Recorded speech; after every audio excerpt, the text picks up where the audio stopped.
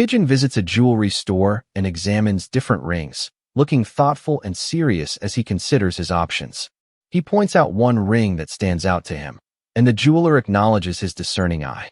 The jeweler describes the chosen ring as glowing subtly, modest yet uniquely beautiful compared to the others. Kijin decisively says, "I'll take this," just as someone recognizes him and approaches.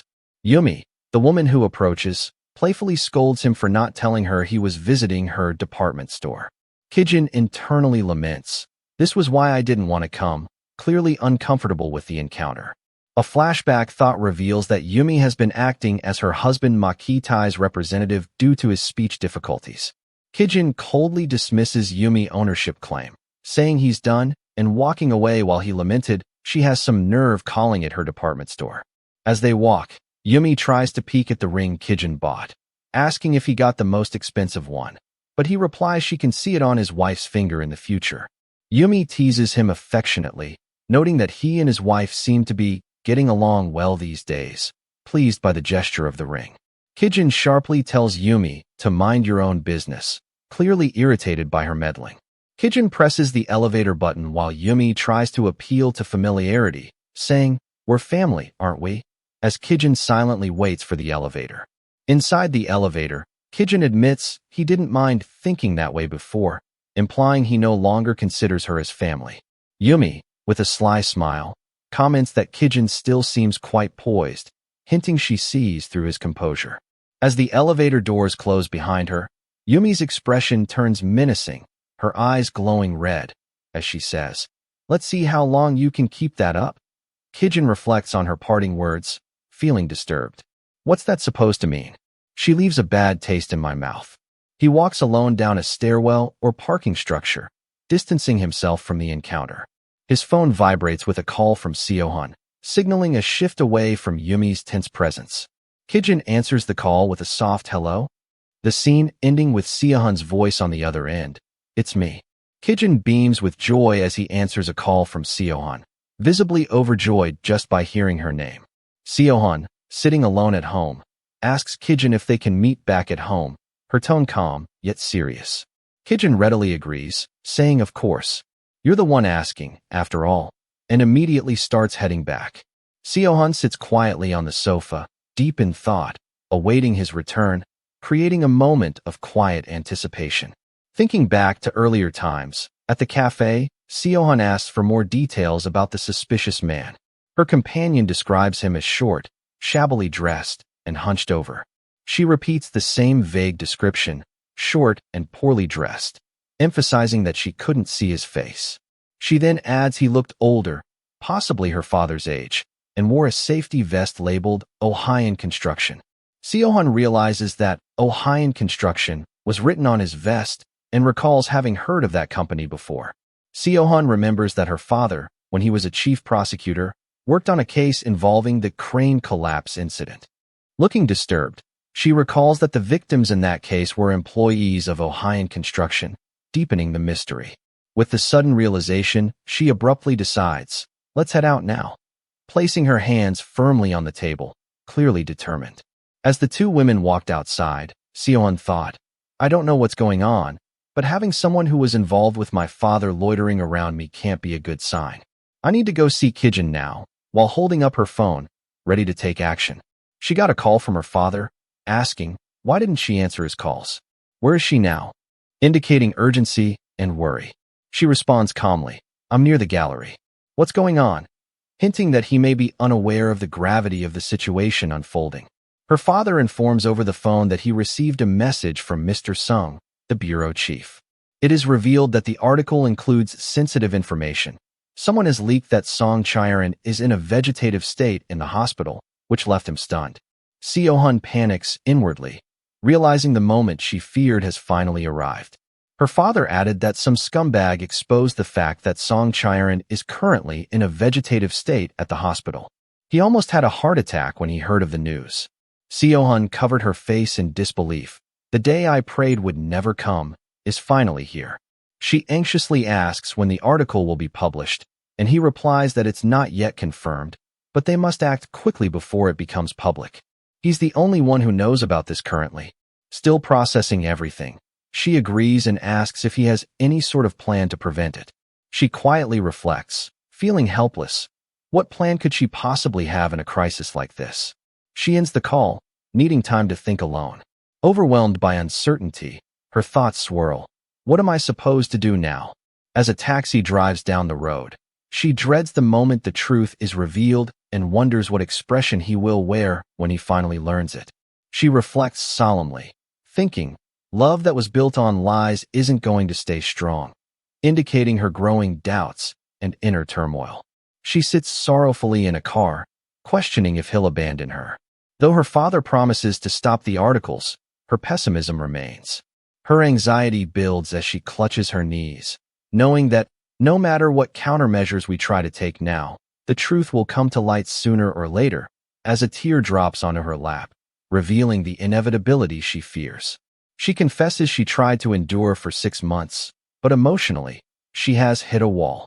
Curled up in the back seat of a car, Seo-hun is overwhelmed by sadness and vulnerability, consumed by the pressure of her secret. I don't want to lie anymore. A peaceful night outside contrasts the emotional storm brewing inside the house. Back home, she sits in silence and darkness on the couch, indicating her emotional exhaustion. Kijin enters, noticing her demeanor, and asks with concern, "What are you doing sitting in the dark?" He approaches her with a warm smile, saying, "I got you a gift," holding out the ring box we saw earlier, unaware of her inner distress. Kijin holds out a small gift bag and asks, "Aren't you going to open it?" As Seo-hun looks on, hesitating to accept his offering. Her slippers click on the floor, tick-tock, and she finally finds her voice, softly saying, "Kijin." She meets his expectant gaze and blurts out, "I want a divorce," leaving him frozen in shock. The gift bag drops to the floor with a thud, emphasizing the weight of her words as he stammers, "What did you just say?" She repeats firmly, "I said, I want a divorce," her resolve clear despite the tension in the room. He turns toward her, voice trembling. "Why?" But she remains seated, unmoved. She reaches for her phone. Kijin stares at her with wide eyes, whispering, "What?" as the reality of her request sinks in. His heart pounds, thump, as he holds her phone screen, asking himself in disbelief, "Is this real?" In the sudden silence, both are left reeling, the unspoken future of their marriage hanging in the still air. A sensational exposé reveals that the hottest man in the financial world, Mr. Ma, is not who you think he is. He looks perfect on the outside, but in reality, he is an adulterer. Despite being married, he was spotted entering a VIP Gangnam hotel with someone other than his wife, a known hotspot for secret celebrity affairs. The woman accompanying him is his secretary, Ms. Song, and insiders claim they've been involved throughout Mr. Ma's marriage. Yet Ms. Song now lies in a Gyeonggi-do hospital on life support in a vegetative state after a car accident, while Mr. Ma heartlessly turned a blind eye to her. In their expansive living room, Kijin stands over his wife with a trembling phone, asking, "Is this all true?" The enormity of the scandal looms over them as he seeks confirmation of the shocking revelations. Seo-hun quietly nods, her gaze heavy with resignation, acknowledging every whisper of the scandal. The silence between them is thick with betrayal. Kijin's mind races. Now that I think about it, there were many strange things. He reels at memories that suddenly make sense in light of her admission. A flash of memory shows her swiftly changing the subject the moment Byung-kwan uttered the name Song Chiron, confirming his suspicions. Her sudden unease in that moment resurfaces in his mind. He recalls all those times when she looked uneasy.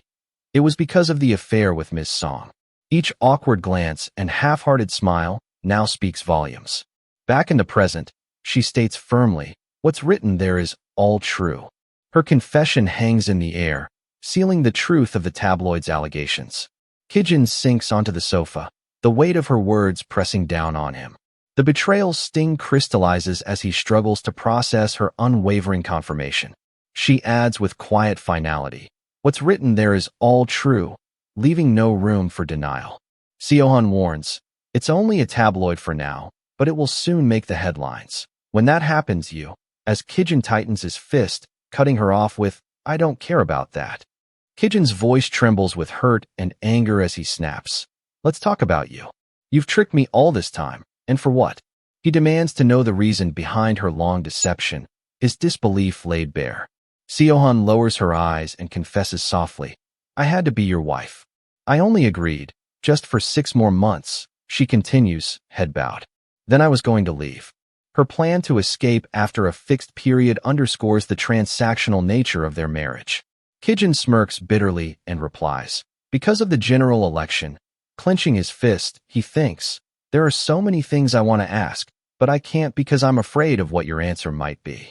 In his mind's eye, he confronts her ghostly figure and wonders, did you ever love me?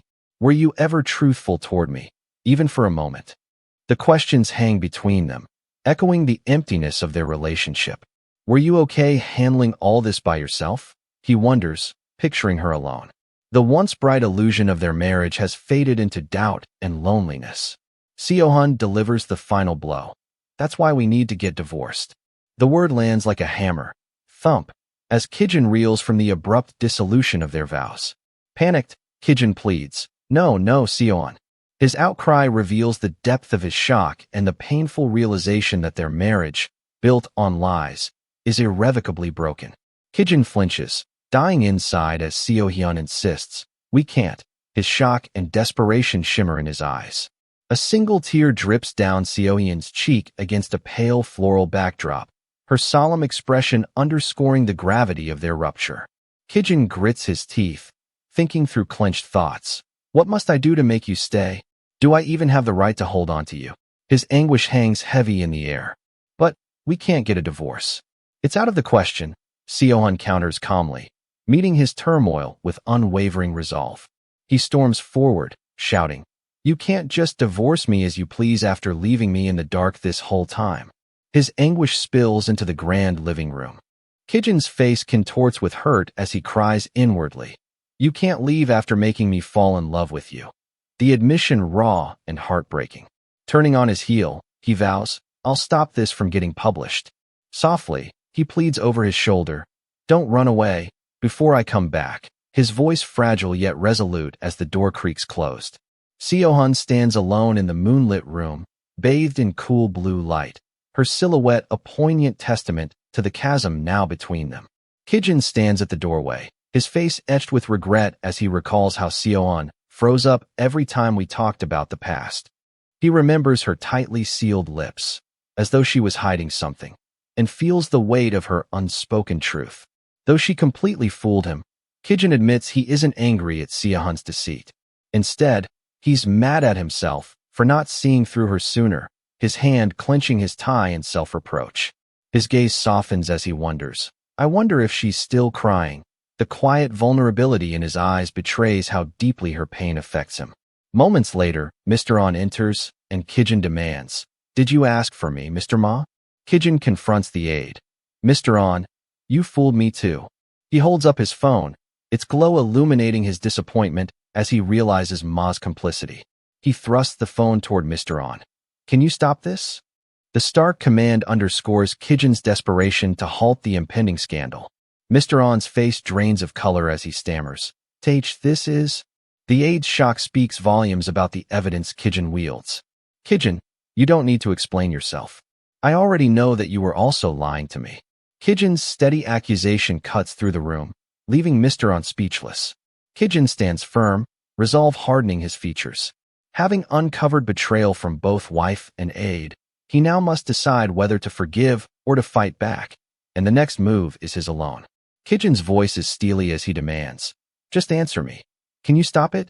Mr. An swallows hard and replies, I can, but I'll need at least a day, sweat beading on his brow. Kijin stands alone in the sprawling office, staring out the window, as Mr. An bows his head in the corner. You've got it. One day, Kijin confirms. Kijin rests a hand on the marble counter. I have a question, he begins, the pause heavy with unspoken suspicion toward his aide's loyalties. With Mr. An framed in the doorway behind him, Kijin asks, were you on Seohan's side, or was she on yours? The question cuts to the core of Mr. An's betrayal, forcing him to choose allegiance. Mr. An's voice is firm as he admits, she was hesitant at first. I'm the one who took the initiative. Kijin's eyes flash with disbelief as Ma continues. Song Chiron didn't deserve to be at your side. Unrepentant, he continues. I saw your memory loss as an opportunity. He stands tall. I will gladly be held accountable for this matter, but I don't regret my decisions. Owning his role in the conspiracy. Kijin absorbs Mr. On's words in silence, the gravity of his betrayal settling like a stone in his chest. Mr. On delivers his final verdict. Song Chiron is not a good woman. Kijin scoffed. Because of her humble origins? Mr. On shakes his head. She's too greedy. Her greed almost ruined you. Perplexed, Kijin asks, what do you mean? Mr. On replies, besides Ms. Zhang, I was the only one who knew about your relationship with Ms. Song. He continues, but just before your car accident, a tabloid regarding the same story was almost leaked as well. I looked for the source using all my authority. He drops the bombshell and found out that it was Song Chiron. The revelation hangs in the air. Kijin's eyes widen in shock. Kijin questioned, what was her intention? Mr. On answered, I do not know. I didn't get the chance to ask her since she fell into a vegetative state. I can only speculate that she wanted to let the world know you were her man. Kijin mutters bitterly, how arrogant, for a mistress. Yet he immediately scolds himself. No, perhaps me thinking this way about a woman I may have loved is even more sickening. He asked, where is she now? Mr. On replies gravely, she's in the intensive care unit at Anson Hospital, revealing the mistress's critical condition. Concern flickers across the aide's face as he inquires, are you heading over there? Kijin simply answers, why not? Hinting at personal stakes beyond mere duty. The boss rises and states firmly, I'll need to see her sooner or later, steeling himself as he prepares to visit the comatose woman who once was his lover. At the hospital, in a stark hospital room, Kijin and Mr. On stands over the comatose Song Chiron bedside, the silence punctuated only by the beeping monitors. Kijin questioned, did you say I've known her for 8 years? The aide confirms the timeline. That's correct. Kijin gently probes, how long have we been involved? Mr. On admits, I don't know the details of your private life, since you never mentioned her to me or met up with her privately in my presence. I don't think you two were in a relationship when you married Ms. Zhang. I can only speculate that you started seeing each other about 6 months into your marriage. Kijin reflects bitterly that Seohan stayed married to me even after becoming aware of the betrayal, revealing his guilt and the heavy cost of his double life. The aide softens. She must have suffered quite a bit. She did decide to get a divorce in the end, acknowledging the mistress's heartbreak and eventual resolve. Alone with his thoughts, Kijin wonders, was our marriage a nightmare for you? As dark memories swirl, he's haunted by the pain he caused. A tender flashback shows him embracing Seohan after his memory loss, thinking, I liked having you around. Did you feel the same way? Seohan's soft confession, I like you, drifts over the memory, underscoring the bittersweet sincerity of his post-amnesia bond before reality intruded. A memory flashes of Seohan's face as he leans in for your passionate kiss. Back in the stark hospital room, he closes his eyes and admits, I don't know what's true or not, uncertainty clouding his thoughts.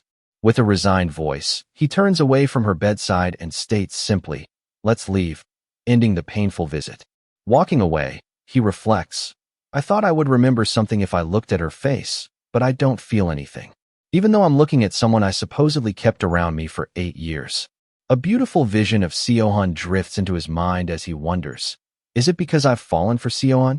Seated in his car, he answers a ringing phone. Yes, father, his tone polite but distracted. He frowns and asks, what are you talking about? Confusion flickering across his features. He listens intently, then murmurs, all right.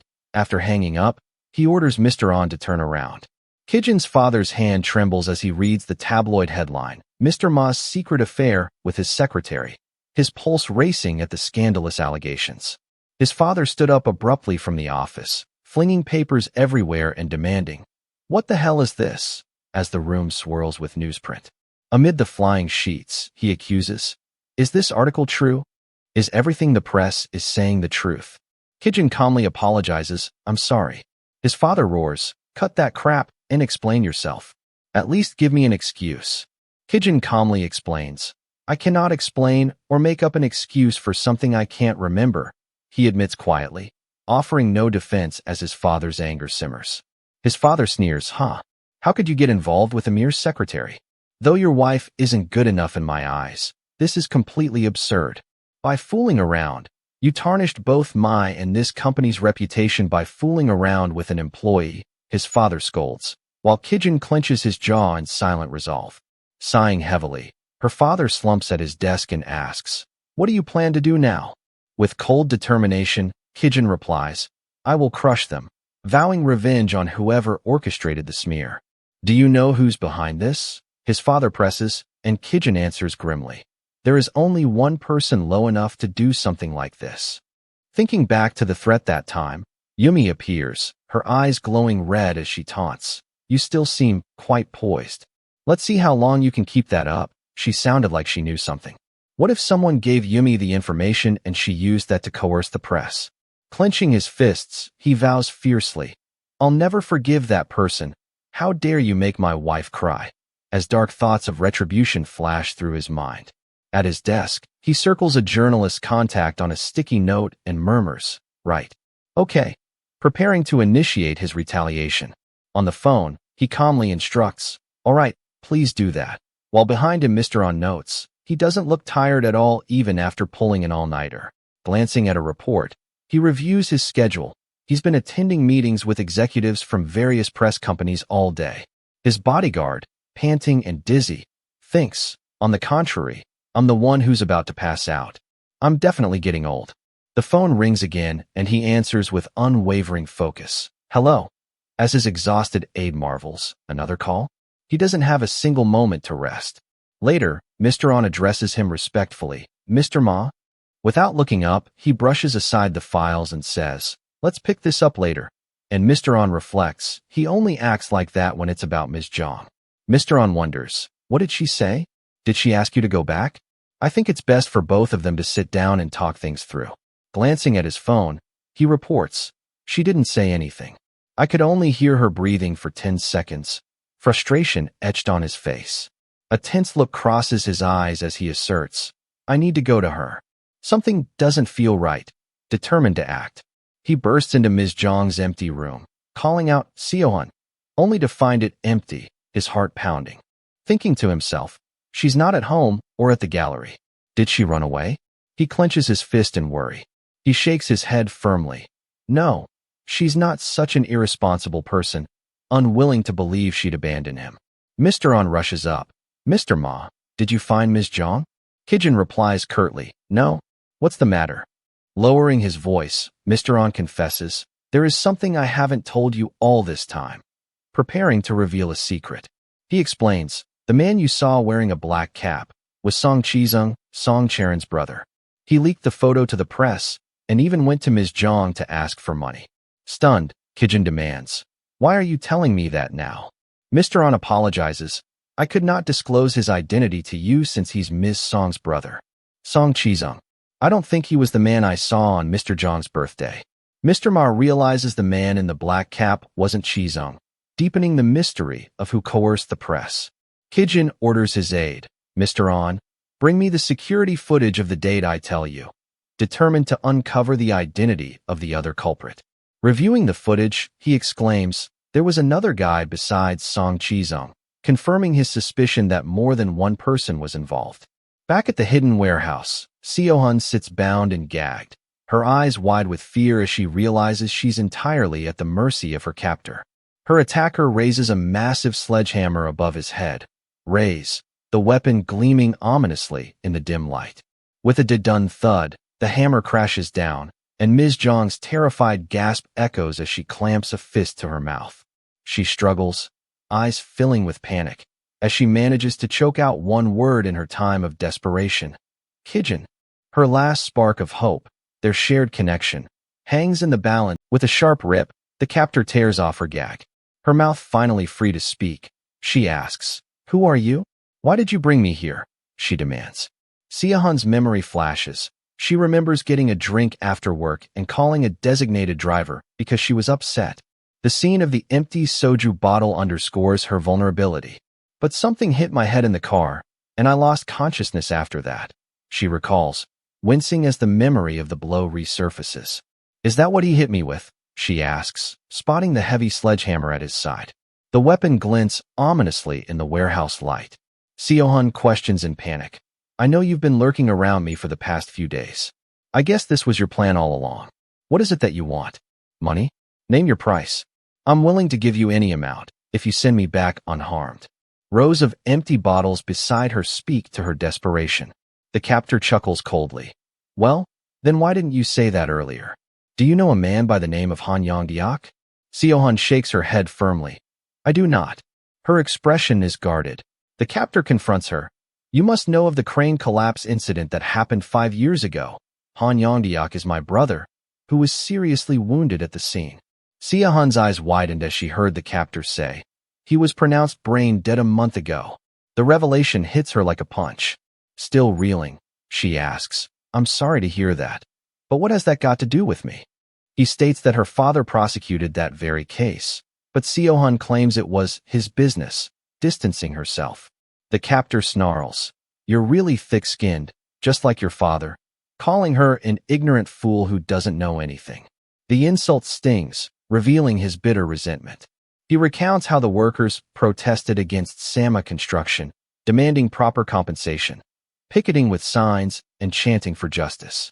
They felt 500 million won was not too much to ask in exchange for a person's life.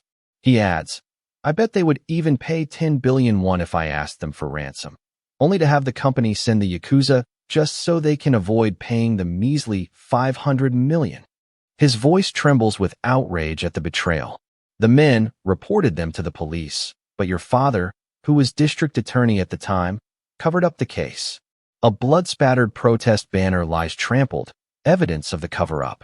Seething, the captor spits. After doing all that, he still has the nerve to run for the general election, preaching about making the world a better place for the poor and powerless. His grip tightens, the sledgehammer echoing his contempt. Seo-hun thinks to herself, I knew that my father wasn't always just and righteous, but I never knew he was this unscrupulous. Shock and guilt wash over her as she realizes the depth of her family's betrayal. Her eyes widened. Wait, was my marriage with Kijin the price for covering up that case? The horrifying truth sinks in, that her arranged marriage was a transaction to bury the crane collapse scandal. A gilded scale tilts. Sama got the shorter end of the stick with our marriage. Would not have been possible without paying some kind of price. Seo-hun grimly accepts that her life and marriage were collateral damage in her father's cover-up. Her captor sneers. I guess you really didn't have a clue. He revels in her ignorance, confirming that she was blind to the true purpose behind her marriage. The captor blurts out, my brother is staying in a hospital nearby. My company was generous enough to hire me in spite of my disability, but I had to quit to take care of my brother. Dead is the only thing I have left. I can't forgive you people for ruining my family. Rage and grief pour out as he confronts those who destroyed his brother's life. He taunts, the doctors told me that my brother has about a week at most. I think you'll make a fair companion for him in the afterworld. Seo-hun gasps, are you going to kill me? Horrified by his cruel proposition, she pleads, calm down and listen. I really feel bad about what happened to your brother. I'm sure nothing can make up for your loss, but I'll try my best to compensate. Seo-hun desperately offers restitution, clinging to a shred of hope for mercy. Her captor snarls, shut up. I'll teach your family what it feels like to lose one of their own, as he grips Seo-hun's hair, vowing that killing you is the only way Sama and Jong Yundium will learn their lesson. He taunts, you and your husband must be close since you call him so often. I'll let you have one last phone call with him. Seo-hun's eyes widen in terror as he holds the ringing phone to her ear. Ask him to save you. Cry and beg for him to come here and rescue you right now, he roars, while a voice on the other line said, hello. Seo-hun's inner monologue. He wants me to cry and beg for Kijin to save me. But if his purpose is to make my family suffer for the rest of their lives, she's horrified, realizing that any plea could backfire once Kijin learns of her plight. Dark thoughts swirl. There'll be no reason for him to let me live after Kijin finds out about the situation I'm in. Her captor snarls, what are you doing? Aren't you going to speak? Seo-hun stares blankly, refusing to comply and leaving him furious as the phone still rings unanswered. Why didn't you do as I say? Am I a joke to you? He bellows, clutching the phone. Seohan remains silent, steeling herself despite the danger. I'll never play by your rules. He shouts, let's see how long you can keep your mouth shut, then shoves Seohan's head to the ground with a violent slam, her body hitting the floor. The captor recalls, the year my brother got into the accident, the entire country was burning up in a heat wave for the first time in a decade. The memory of that very hot year flickers amid the warehouse's oppressive gloom. Her kidnapper bitterly recounted, do you know how scary the Yakuza is? They came to threaten me at my house and at work every night and day. The memory of endless intimidation underscores the family's desperation for compensation. A sledgehammer drags across the concrete with a chilling screech, drag. As he continues, the media portrayed us as rioters while the case was being buried. No one was on our side. Seohan's captor slams the hammer down again, growling. Things wouldn't have come to this if we had received an apology.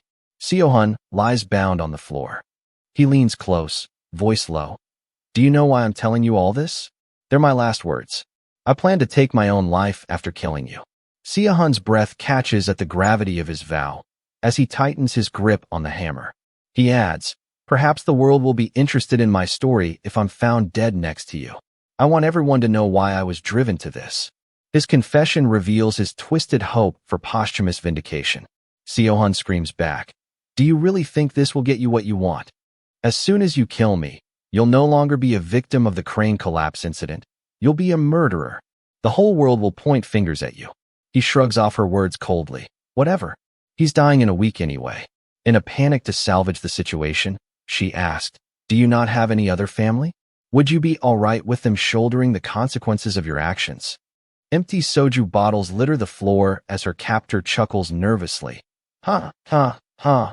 Since we are talking about family, the hammer hovers inches from Seohan's face as he taunts. Are you sure you don't want to beg for your life? He holds up her phone, screen, dialing husband, menacingly asking, this is your last chance. Think it over carefully. It's your last phone call with your husband. Seohan groans his name. Kijin. Tears blur her vision. There's still so much I want to say to you. I wanted to tell you that I still love you. A familiar ringtone, her husband's theme, suddenly wafts through the dank warehouse. A ringtone. Seohan's eyes snap open in shock. Her captor freezes in mid-threat as the ringtone echoes. What's going on? How did he find us? The captor's face pales at the unseen intruder, while Seohan gasps, Kijin. With a resounding slam, the warehouse door bursts open. Kijin stands in the doorway, stance firm, declaring quietly, that's enough. Sung-woo, is that you? His sudden arrival bathes the scene in pale morning light. Kijin strides forward, eyes steely. The captor recoils. Who are you? Their roles have reversed in a heartbeat as hope surges back for Seohan. The captor presses the hammer against Seohan's temple, snarling. Don't come any closer. If you do, then the word uncle came out of the phone Kijin was holding out to them. Sung-woo freezes mid-threat, eyes widening in shock. Kijin stands firm in the doorway, phone in hand showing Mr. On the screen. The kidnapper's face contorts in horror as he recognizes the voice calling out from the phone on Kijin's hand. Sung-woo seethes. You son of a B***tch. What did you do to my nephew? Kijin assures Sung-woo, don't worry. He is safe. For now.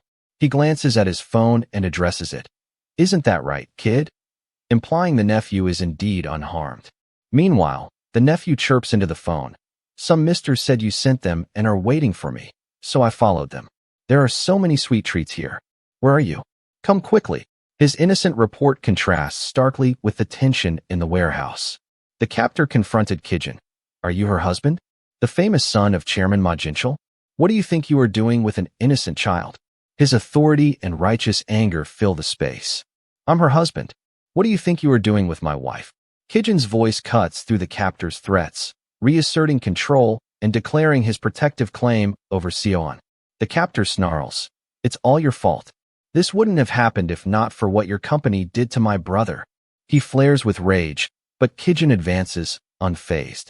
Stepping toward the kidnapper, Kijin declares, you tried to harm my innocent wife for your revenge. You don't have the right to say something like that. His calm menace underscores that vengeance won't come from a hostage situation. Kijin crouches before Seohan, softly calling, Seohan. She looks up, tearful relief in her eyes. Kijin. The reunion is tender and charged with the gravity of her ordeal. The kidnapper grits his teeth in fury. How dare you talk to me that way? He snarls that Kijin stomps on other people's lives to live a life of luxury and knows nothing of his suffering. His eyes gleam with hatred as he rages on. You know nothing of what I've been through, blaming Kijin's family for trampling the powerless. Amid the chaos, Kijin leans towards Seohan and gently asks, Are you okay? She musters a reassuring smile and replies, I'm fine, despite her rope-bound wrists. Seohan suddenly yells, Kijin, behind you, as she spots the captor raising his hammer ominously over Kijin's head. In a bloody instant, the kidnapper brings the hammer down on Kijin. With a sickening thwack, Kijin's face is struck, blood splattering as he crashes to the floor, unconscious. Seohan scrambles forward, tears in her eyes. Kijin, are you okay? Don't move. Police rush in behind her, sirens flashing. Amid the blur of tears and flashing lights, Seohan's desperate voice calls his name, her heart pounding as chaos swirls around them. Time skips to Kijin lying in a bed, head bandaged. Seohan sits beside him on a chair, relief and exhaustion etched on her face. In the quiet aftermath, Kijin still sleeps, while Seohyun watches over him tenderly, the room bathed in soft morning light and silent gratitude. Kijin blinks awake, his eyes fluttering open for the first time after the attack. Seohan leans in anxiously and asks, Are you awake? Is everything okay? As Kijin slowly regains consciousness in the hospital bed, Seohan relays the doctor's news. You're fine. The doctor gave you a few stitches on your scalp, but he said there are no other serious injuries. Relief floods her face as she adds, It's such a relief. Kijin cuts in gently. I wasn't asking about me. His expression grows serious as Seohan realizes he had a different concern on his mind. He reaches up to touch his head and asks quietly, Are you hurt? I was worried sick about you. You must have been really shaken by what happened. Me collapsing probably just made it worse. He brushes a tear from Seohan's cheek and murmurs, I'm sorry. Don't cry.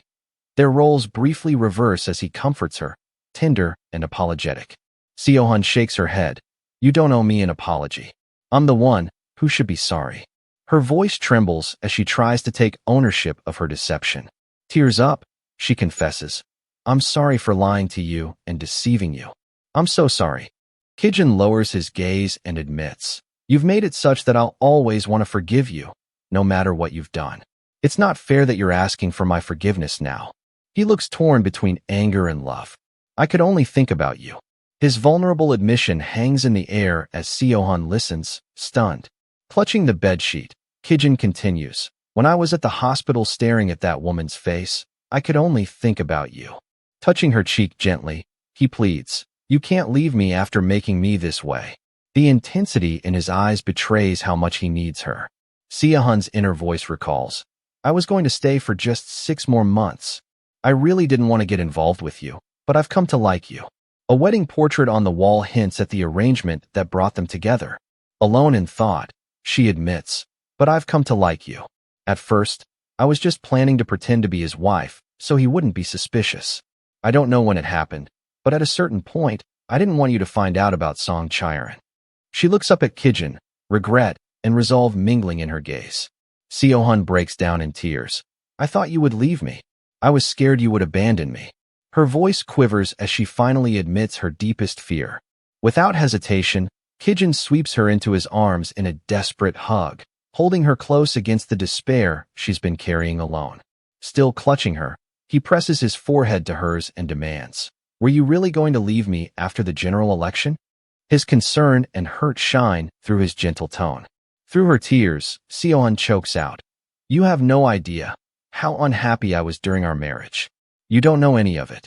His heart breaks as she apologizes again in a raw whisper. I'm sorry.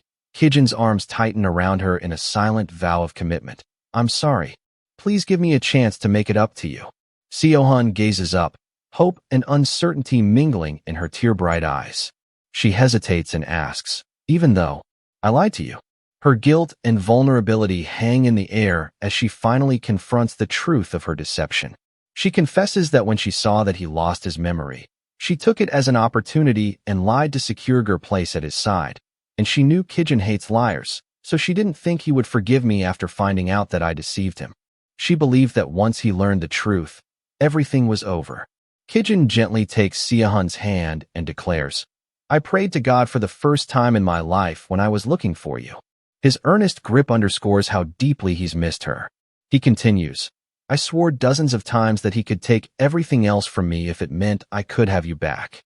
Leaning in to kiss her hand, Kijin whispers, There's nothing more important to me right now than the fact that you came back alive, Seohun. It's too late for you to run away. I'm going to hold on to you with all my strength. Seohun's hand in his underscores the promise of his protection and commitment. Seohyun's inner question echoes, Do I deserve this? Tears glisten in her eyes as she wrestles with the enormity of his forgiveness and love. Am I allowed to accept his love after all the times I've lied to him? Softly, she admits, I'm scared, Kijin. You haven't gotten back your memories yet. He reassures her, Even if I do, it won't change anything, sealing his devotion despite the uncertainty of what he may remember. Seohun's hand clenches as she frets, No, you're wrong. You'll change. You'll leave me and forget all about me one day. Her fear that he'll abandon her once his memories return is laid bare. A dark inner caption observes, That's what you're doing to Ms. Song right now, hinting that Seohun's self-doubt is only perpetuating the very hurt she once suffered. Yet at the same time, Seohun reflects, This is my second chance at life. She stands determined, ready to embrace the future with Kijin despite past mistakes. Kijin kneels before her, voice trembling with emotion. I was engulfed with fear at the thought of losing you. I never want to go through that hell again. Have I ever proposed to you? He opens a sparkling ring box and declares, If I haven't, let me do it now. The diamond ring glints as he offers it to her, promising a future together. This is my promise to you. She's stunned by the gesture, her heart moved by his commitment. With steely sincerity, Kijin vows, No matter what happened in the past, and how I remember you, it could never override the feelings I have for you now. His words affirm that their bond transcends memory. He slips the ring onto her finger as he pleads, So please, have faith in this promise I leave on your finger. Kijin kneels and takes Seohun's hand, softly declaring, I love you, Seohun. Bathed in warm light, his proposal cements the promise he made with the ring. Seohyun's eyes brim with tears as she places a hand on her heart, overwhelmed by his confession and the depth of his devotion. With trembling hope, Seohyun asks, Can you say that one more time? Revealing her need to hear his love again for reassurance. Kijin smiles gently and grips her hand, responding firmly, I can say it 100 times. They're joined hands. He pulls her close among a field of blooming flowers, whispering again, I love you. Their faces light up with shared joy and relief. Locking eyes, Kijin confesses, I am madly in love with you. His earnest gaze affirming that his feelings run deeper than mere words. Moved, Seohun plants a tender peck on his cheek, her love mirrored in the soft motion of their embrace. Kijin murmurs her name, Seohun. As they hold each other close, their hearts finally aligned after so much turmoil. They lean in for a proper kiss, their lips meet, sealing their renewed bond. Seohun's eyes flutter shut in that first sweet kiss, a silent, capturing the moment's tender magic as they begin the next chapter together. He gently urges, You should get some rest. You must be tired. He steadies her by the shoulders. Before she can protest, he scoops Seohun into his arms with a playful lift, surprising her as she exclaims, Ah, Kijin. Carrying her to the bed, he smiles warmly and tells her, Don't wait up for me. Go to bed first, showing both care and a hint of teasing. Seohun settles under the covers, murmuring, Okay. As Kijin brushes the blanket up around her, their intimacy and trust evident. Kijin quietly leaves the room, footsteps soft on the floor, while Seohun watches him go from the safety of her cozy bed. Moments later, Kijin splashes cold water on his face at the sink. Even the sound splash looks comical, trying to shake off his lingering anxiety. He thinks, I almost pounced on her, scolding himself as he splashes more water, reality and decorum battling inside him. Kijin wonders, does that make me a scumbag? as he realizes Seohan went through hell just a few hours ago, and he rules himself harshly. In his mind, he visualizes Seohan gazing at him lovingly and says, "Kijin," his inner voice admits. But it's also her fault for being too seductive, labeling it irrational logic as he struggles to reconcile his feelings with his protective instincts. Kijin sees 7 missed calls from Congressman Jong Yunbyum at 11:48 a.m. on Friday, July 3rd, and notes, "My father and Mr. Jong left quite a number of missed calls." He returns the call as he lifts it to his ear and says, "Hello." On the line, Seohan's father, who greets him, "Hello, sir." Kijin thinks, "From what Seohyun told me, she doesn't have a good relationship with her father," but he picked up right away. I guess he still thinks fondly of her. Mr. Jong asks urgently, "Was Han Yongsu taken care of?" Kijin is momentarily caught off guard. "Congressman," Mr. Jong presses, "your secretary told me the police took him. Did you bribe them? You made sure they won't leak anything to the press, right?" Kijin coolly assures, "Nothing will leave the station unless I say so. They will not act recklessly if they wish to avoid a war with Sama." Mr. Jong internally sighs with relief. "Phew, what a relief. I almost had a heart attack when they told me a victim from Ohio Construction had kidnapped Seohan."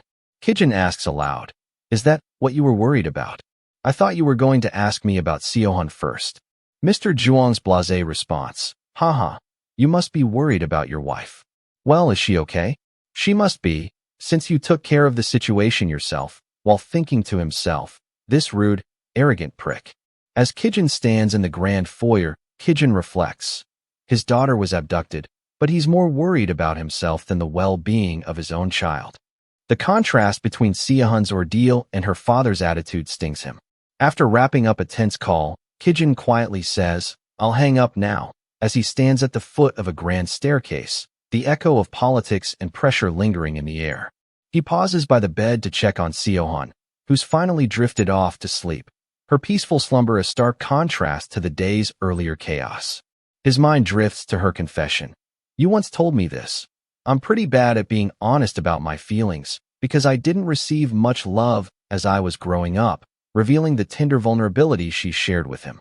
He remembers how she'd explained that her father was always preoccupied with work and her mother too busy with a step-sibling, so she didn't get to be affectionate, leaving her unfamiliar with love. In a spotlighted memory, Kijin sees her lonely silhouette framed by 2 distant figures, thinking, "That's why you aren't familiar with love. From the outside, you looked like you had everything. But now, I know you're as fragile as a glass bead." His fist tightening with protective resolve. He recalls how she once admitted, "I was all you had," as she clung to his arm, an emotional anchor in her stormy past that he vowed never to let go. He scolds himself, "I'm absolute trash. I want to beat my past self for making you feel that way." Suddenly, Seohan finds herself alone under a dramatic spotlight and wonders aloud, "Is this the party venue?" Startled by the unexpected setting, Seohan's eyes widen as a memory surfaces. "Oh, I remember. This was Sama Corporation's launch event." She realizes the pristine venue under the spotlight was where her doubts first took shape. Descending the red-carpeted stairs, Kijin appears beside a striking woman, their proximity undeniable. Seohan watches from the shadows, her heart clenching at the sight. "It was the day I became certain of your affair." The weight of betrayal settles in her chest more heavily than ever. Stepping forward, Seohan musters a calm voice. "Let's go home." Beneath her composed tone, her pulse races with hurt and disbelief. In her mind, she notes bitterly, "He won't say no, he's always kept by my side during public events." The woman beside Kijin addresses him. "Mr. Ma, could you spare me some time? There's something I have to report." The formal request pulls him away before Seohan can object. Kijin's face tightens with conflicted emotion as Seohyun's silent plea echoes, "Don't go. Don't leave me." He faces a choice between duty and her anguish. Left alone in the spotlight, Seohyun thinks, "If you reject me here, I think I might just hit rock bottom." Fear and desperation mix in her trembling posture. Kijin turns to the aide and replies curtly, "Sure." He steps away with the woman beside him, leaving Seohyun stranded on the stage. In a burst of panic, her inner voice screams, "No, don't go, stop. Kijin, don't leave me." But her outstretched hand can't bridge the distance he steadily creates. Kijin grips Seo-hun's hand and looks up, alarmed. A single word escapes him. Seo-hyun. Seo-hyun, panting, sits up in bed. Kijin? Yes, I'm here. He gently asks if she had a nightmare as he steadies her. Overcome, Seo-hyun throws her arms around him in a desperate hug, clinging to his warmth. Kijin, taken aback by her earnest embrace, murmurs her name and looks conflicted. He strokes her hair, reassuringly. What's wrong? Everything's all right now. His touch is tender. Seo-hun whispers into his chest, I dreamed that you left me. In her mind, she relives the terror of being abandoned at the launch party. Flashback, Kijin's dark silhouette as he walked away. I'm scared to be left alone again, haunts her. Kijin tightens his embrace, apologizing. I'm sorry. I won't do it again. I'm so sorry. In the afterglow of their embrace, Seo-hun breathes in the seductive scent of soap and aftershave, comforted by his presence. As dawn light filters in, Seo-hun basks in the warmth that surrounds and embraces her, safe in Kijin's arms at last. Bathed in soft morning light, Kijin and Seo-hun share a tender embrace, their foreheads touching as he holds her close. The glow around them underscores the warmth and intimacy of the moment. Seo-hun's lingering unease. Yes, you are with me in this place, but why do I still feel so uneasy? Despite Kijin's physical presence, doubt and fear still stir in her heart. Seo-hun gazes up at Kijin with earnest eyes and murmurs his name. Kijin, she reaches for him, seeking comfort beyond words. Summoning her courage, Seo-hun pleads simply, embrace me. Kijin looks down, surprised yet moved, as he prepares to wrap her in his arms once more. Kijin and Seo-hun lie tangled on their bed, their lips locked in a passionate smooch as he whispers ha. Dim light, casting a soft glow over them. Their embrace is intimate and unhurried. Kijin nips playfully at Seo-hyun's neck, making her smile with eyes closed in pleasure. After a lingering kiss, Kijin gently cradles Seo-hun's face and murmurs her name, Seo-hun. She looks up at him with vulnerable trust. Seo-hun returns his kiss longingly, her arms wrapping around his neck. The soft kiss captures the tenderness and rekindled passion between them. Kijin's shirt slips off his shoulder as he speaks. Everything about you makes me feel alive. I'm on the verge of losing my mind, Seo-hun.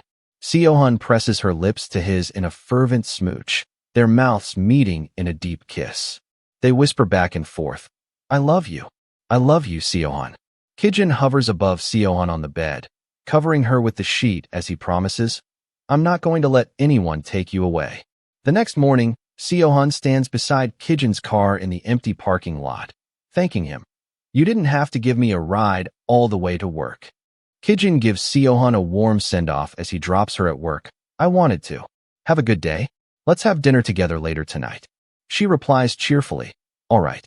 You have a good day at work, too. As Seo-hun steps into the building, a surprised colleague calls out, Ms. Jong. Seo-hun brightens on seeing her friend, Sunju. Sunju throws herself into Seo-hun's arms. I was worried sick. What in the world happened? Sunju is still in the dark. She thinks Seo-hun met a robber on her way home late at night.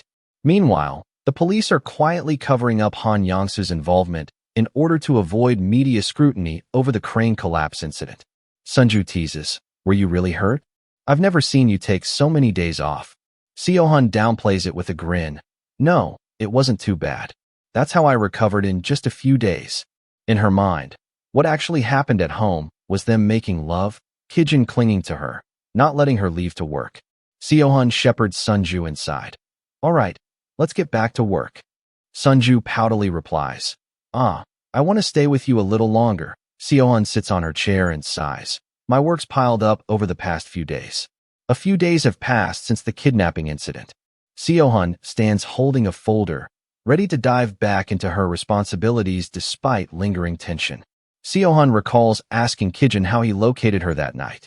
His clever realization, the man he saw on the security tape wasn't the same one they later caught. Kijin pulled out all the stops. He contacted police and private detectives to locate her abandoned car and cell phone.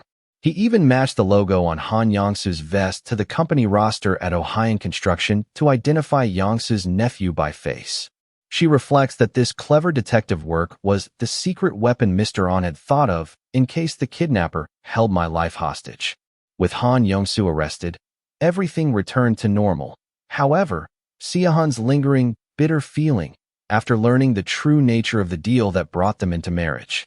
Even safety can't soothe the sting of betrayal she still carries. At the end of day, Seohan strides through the company parking lot. A sudden voice calls, "Seohan," and she halts at the sound of someone toward her. She turns around thinking it might be Kijun, but her face lights out, seeing the actual person, Jang Seojun. She demands, "Why are you here?" Seojun answers, "Your brother told me what happened. I heard you were seriously hurt. How are you feeling?" His concern is soft.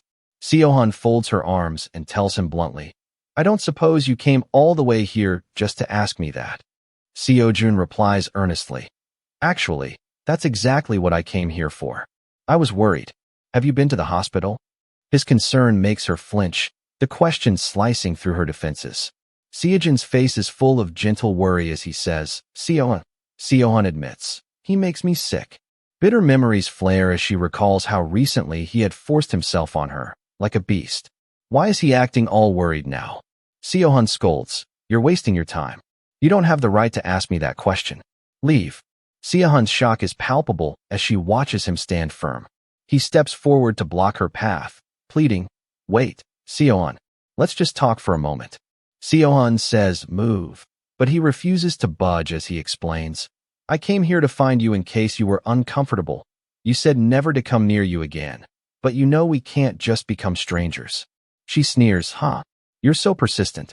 Her voice trembles with anger as she turns away, trying to maintain distance between them. He lowers his head, hand covering his face. "I'll do anything, other than staying away from you forever." His confession hangs in the air, raw and unguarded. Seohan snaps, "If you're really worried about me, you shouldn't be coming here like this," her voice fierce. Seojun throws up his hands in desperation. "I know you despise me, but I couldn't help myself. Worrying about you has become a habit I can't shake." His confession hangs between them, raw and unfiltered. Her eyes widen in shock and disgust as she hisses, "You disgust me. Do you know how repulsed I am by those words?" He pleads earnestly, "It was just one time, Seohan. I don't even remember it properly because I was too drunk. You can't turn your back on me after just one mistake." He reminds her, "We've known each other for more than 20 years. Seohan's expression softens briefly as she admits, 20 years, you're right. For 20 years, I looked up to you like you were my own brother. That's all the more reason why you never should have done that to me." Her hurt is palpable. In a flash of memory, Seojun recalls their childhood closeness. "We were so close when we were young." His thoughts darken. How did we end up like this? She watches him bow his head, torn between empathy and betrayal. Seojun's eyes glisten as he confesses, "I know. I regret it every day. I'm so sorry. Watching you keep your distance from me since then is hell for me." His apology is earnest, but her guard remains up as she asks, "Whatever. What do you want?" Seohan's inner resolve steels. "I'm not going to let you play me. I won't even treat you like an acquaintance." She reminds herself that his past gestures of friendship don't obligate her to forgive or welcome him back. Seojun pleads, "I want us to go back to the way we used to be. Remember how we did everything together, from eating to volunteering?" Seohan, coldly firm, replies, "You know that's not possible." Undeterred, he asks, "If that's not possible, what about something else?" His eyes gleam as he elaborates, "That's right, something else. You know what young people casually do these days." Fury flashes across her face. "Have you lost your mind? We practically grew up together. Not to mention, I'm married. How dare you suggest something like that?" Seojun's tone turns wistful. "Why do you think I traveled the world? To rescue stray dogs? To provide medical aid? That's not it. Seohan, let's leave Korea and settle down somewhere else. We can start new lives together in a place nobody else knows about. I've actually found a good spot. There's a small town in Tahiti." But Seohan cuts him off with icy authority. "Wait, I don't even know where to begin, but let's get one thing straight before you continue your nonsense. Have I ever said that I like you?" Her incredulous glare forces Kijun to confront the truth. He's been misreading her every signal. He protests, "You liked me. You always followed me around and wanted to do everything with me right after you were done with school." Seohan retorts in stunned outrage, "I liked you like a big brother." Undeterred, Seojun leans in with a feverish grin. That's love, too. It took me 10 years to realize my own feelings for you. Seo-hun turns on him, fury blazing. You're too preoccupied with yourself. You're not even listening to me. This is why I told you to never come near me again. She storms off, leaving him grasping at empty air. As Seo-jun calls after her, Seo-hun. She screams, "Stop calling my name." Her voice cracks with pain and anger, cutting him off utterly. A loud thud comes from a car not far away, drawing their attention. They see Kijin collapse on the asphalt, the world tilting as metal grazes him. Kijin lies wounded in the parking lot, sweat and pain etched on his face. His final thought, dark and determined, it must be erased. From Kijin's point of view, I arrived right on time to pick Seo-hun up from work. He sits in the car, phone in hand. From his peripheral vision, he recognizes the man standing with Seo-hun, Jong Seo-jun. Kijin flings open his door and snarls. What's that bastard doing here? He didn't hear what happened between them, but he can guess from the way they're acting toward each other. That son of a b***tch put his hands on my wife. Her fury makes it clear a serious accusation just flew from her lips. Kijin's jaw tightens, and he thinks, how dare he? Shocked that Seo-jun would dare cross that line with Seo-hun.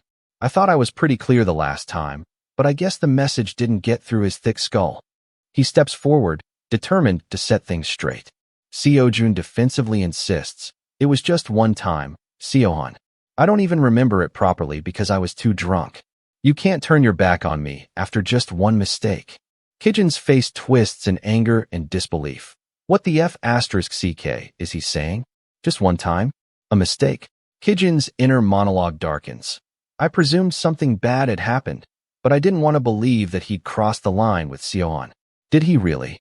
A pained throb echoes in Kijin's head and groans. Ugh. The shock of what he's just witnessed begins to manifest physically. In a haunting overlay of Seo-hun's voice, there's no other choice. An abortion is the only way. Confusion floods him. What do you mean? Who are you talking to? He hears Seo-hun's voice, or is it a memory, and struggles to distinguish present from past. Sweat beads on Kijin's forehead as he presses fingers to his temple. A split scene shows Seo-jun and Seo-hun conversing. An abortion? Are you serious? I'll book a date for the surgery. Kijin reels, covering his ears as Seo-jun's voice booms. This isn't something you can just decide on your own. The world spins as he shouts internally. What the hell is the meaning of this? His vision darkens as he hears an ominous thought. Did the two of them? His face contorts with betrayal, pain, and shock. Kijin's knees buckle beneath him, and with a heavy dun, he collapses to the pavement. Seo-hun rushes to his side, alarmed. Kijin? Kijin, are you okay? What's wrong? Kijin pants heavily, trying to catch his breath under her worried gaze. Sweat and exhaustion mark Kijin's face as he gasps, ha, ha. He struggles to steady himself, the truth of Seo-hun's secret ripping through him. Seo-hun kneels beside Kijin and asks, are you not feeling well? While Kijin feels conflicted, why do you look so worried? Is it because I collapse? Or is it because I caught you with him? Seo-hun urges, let's get you up. Can you stand? She tries to support him, but her touch only underscores how fragile their situation has become. With a sudden shove, Kijin snaps, move. I can get up on my own. Kijin's inner voice steels itself. I need to get to the bottom of this. I have to know what happened between them, even if hell is the only thing that awaits me in the end. Stepping forward, Kijin coldly warns Seo-jun, you're not really good at heeding warnings. Seo-jun retorts defensively. That's because it was an absurd warning.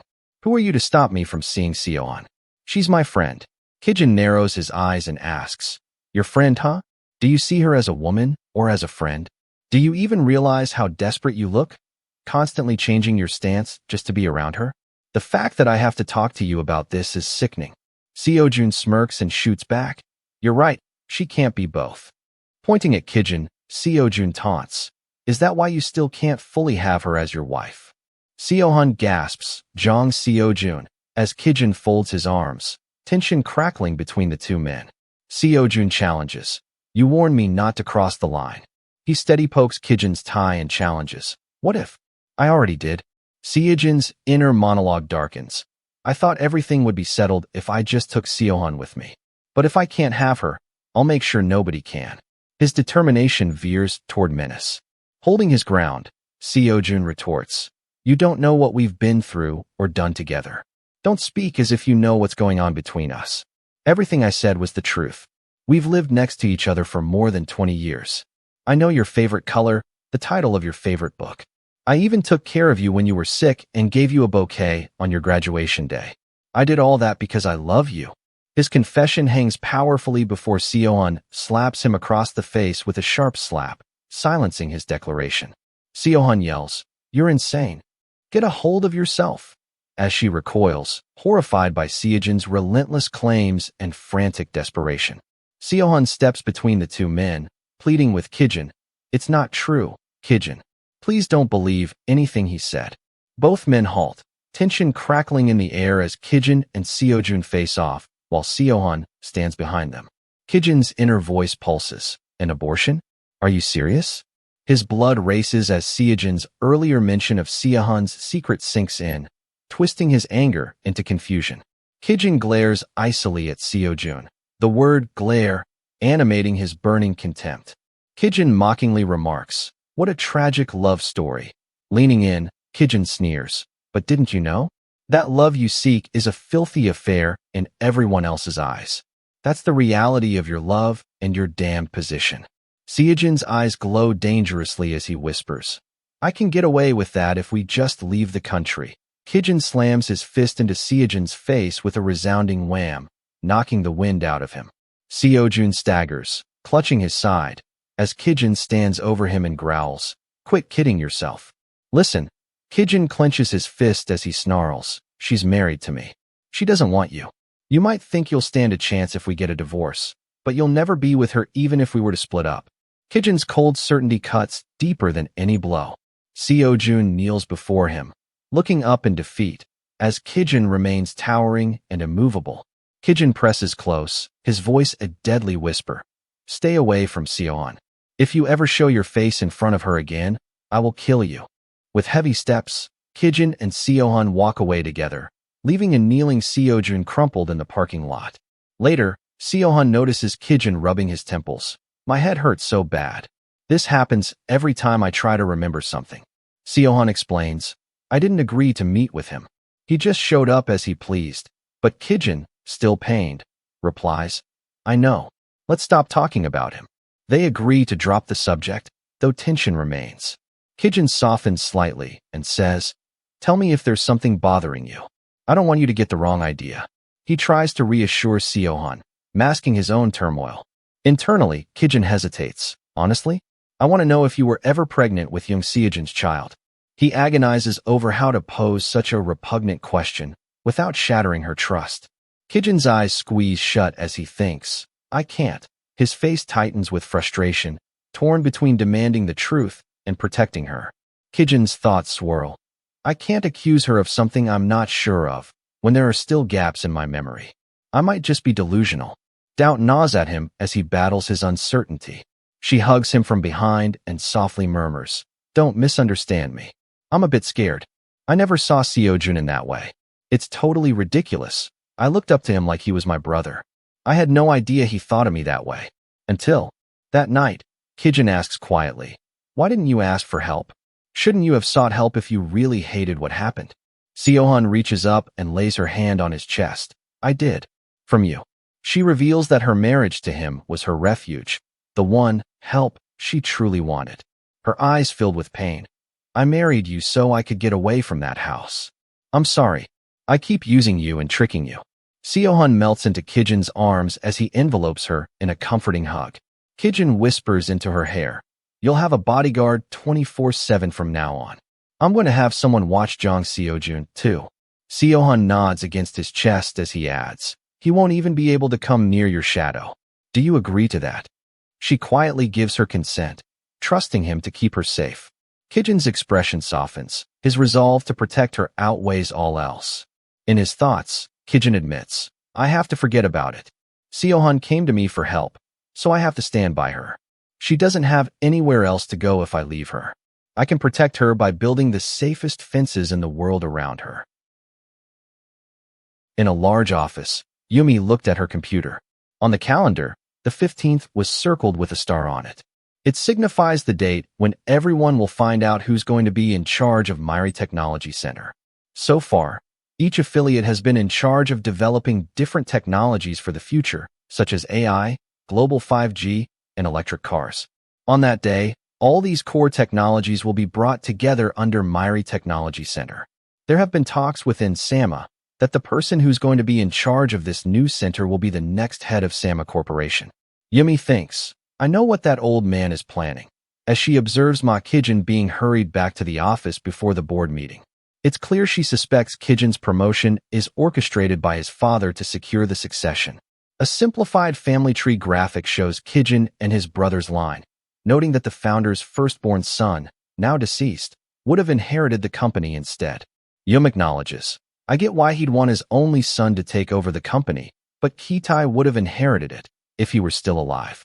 It's not fair for Kijin to inherit the company without having to compete for it. That is what the directors and I think. Yumi leans close to her phone, smirking. It's me, Yumi. Her casual confidence as she speaks hints at a clandestine plot in motion. We're going to have to use our secret weapon at the upcoming board of directors meeting. Are you ready? I'm not going to let things play out your way. Flashes as her laughter echoes, sealing her defiance. Yum chuckles softly. Ha, ha, ha. A news headline screams, SAMA Corporation stocks fall by 13% due to scandal, with reaction icons and a plunging graph. The scandal's fallout is immediately clear. The company's reputation and share price have taken a gut-wrenching hit. Mr. Ma grimly notes, we've lost tens of billions of won overnight because of the scandal. Although the offending article was pulled after his formal request, the damage and the aftermath he must now manage remain severe. He reflects, I already have my hands full with the dispute between Kijin and Kitai over control of the company. He admits, I chose not to have another child precisely to avoid a messy fight over the inheritance. I failed to factor Yum into my plans. She's got the Yakuza watching her back and the ignorant Ma Kitai in the palm of her hand. It's clear Yum is the secret weapon everyone should fear. A burst of frustration. I wouldn't be this stressed about the scandal if it weren't for her. Kijin knows Yumi is pulling the strings and waiting for the right moment to strike. Leaning back in his chair, Mr. Ma snarls. Zhang Yunbium just doesn't cut it. If I'd known this would happen, I would have gotten Kijin a wife from a more powerful and reliable family. His bitterness shows his belief that alliances matter above all. Kijin stood in front of a closed double door. Did you ask for me? Seated across from Kijin, his father noted, You look well.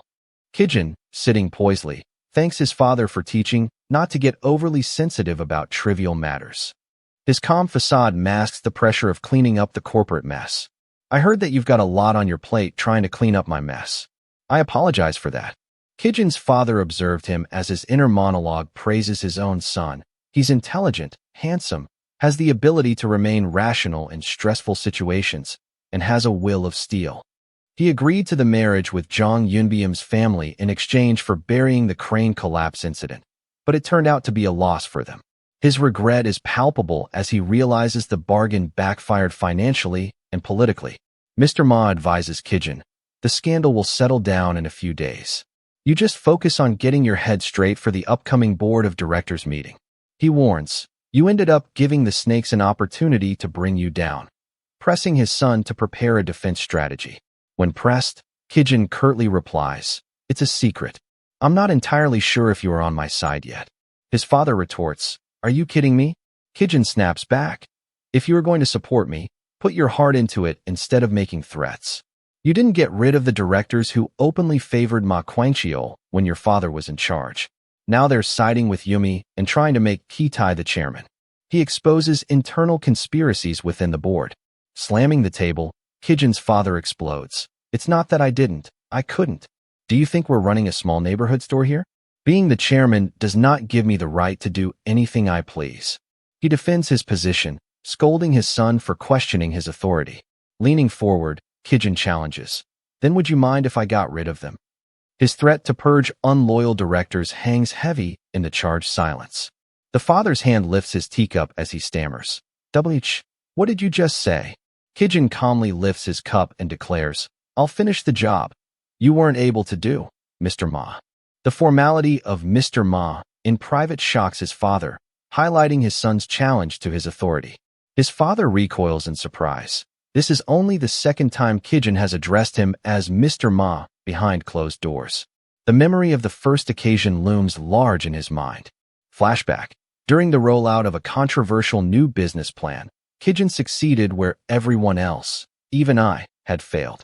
His triumph sent Sama Electronics stock soaring, painting him as a bold innovator. Returning to the present, Kijin confirms, "I'm going to reorganize the directors after the meeting. I'll need you to be on my side then." His father asks bluntly, "Are you confident that you'll win at the board of directors meeting?" Kijin answers, "There's no reason for me to lose," displaying steely self-assurance. His father warns, "They'll bring up your scandal." Kijin responds coolly, "I'm prepared for that." His father admits, "He's my son, but it feels like I'm staring at a panther." He gulps, realizing his heir's fierce independence and sharp instincts. He concludes the meeting, "We'll talk about that again when the meeting is over. Go on now." His curt dismissal leaves Kijin no choice but to bow out, replying, "All right." Mr. Ma stands alone in the silent office, watching his son depart. Kijin instructed, "Mr. On, let's head to that place we talked about," and leaves the office. Mr. On replies, "Right away, sir," signaling they're off to a prearranged destination. Night falls on the imposing facade of the Lu Mace building. Its bright sign cuts through the dark sky, foreshadowing the clandestine rendezvous inside. Kijin steps out of his car in a crisp suit, clenching his fist in determination. His steely expression reveals how deeply he's resolved to unearth the truth. "Do you think I really had an affair?" Inside, Mr. On confesses, "I was wondering about that as well. As far as I know, nothing suspicious happened between you and Ms. Song. I would have known if you'd met with her privately, so I presumed something happened while I was away on that business trip in Dubai. However, Ms. Zhang was certain of it." Kijin muses, "How strange. The spouse is usually the last one to know about an affair." He realizes Seo-on knows what Mr. On doesn't, and that the affair was meant to be a show. A silhouette of Kijin striding into the hotel lobby. "I need to get to the bottom of this unsettling feeling." At reception, a clerk asks, "Do you have a reservation, sir?" Kijin answers simply, "No." Lu Mace Hotel has high-class escorts and exclusive clubs from the 1st to the 3rd floor, and private rooms from the 4th to the 8th floor, strictly for VIPs. The 8th floor's legendary security, a favored refuge for wealthy youths. The receptionist brightens. "Thankfully, we do have one vacant unit available. May I have your name, please?" Kijin leans forward, a sly grin on his face. "Well, rather than that, I'm more interested in the security footage that was leaked from here." The receptionist blinks in confusion. "Pardon?" "Haha. Sir, I'm afraid I don't follow." Without warning, Kijin's finger presses the phone's intercom button. The sudden action reverberates through the silent lobby, summoning a group of stern-looking bodyguards in dark suits and sunglasses storms into the lobby. A disheveled young man shouts, "Damn it! Who the F***CK is disrupting my meal?"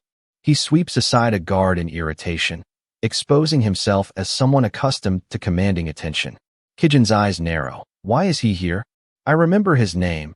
It's..." Recognition flickers across his face, mingled with confusion and suspicion. The newcomer, Song Chizong, brushes back his hair and greets coolly. "I did hear from Mr. On that you work in the nightlife industry, but I didn't expect to see you here." Song Chizong, was it? The name hangs in the air like a challenge, confirming that this encounter was no accident.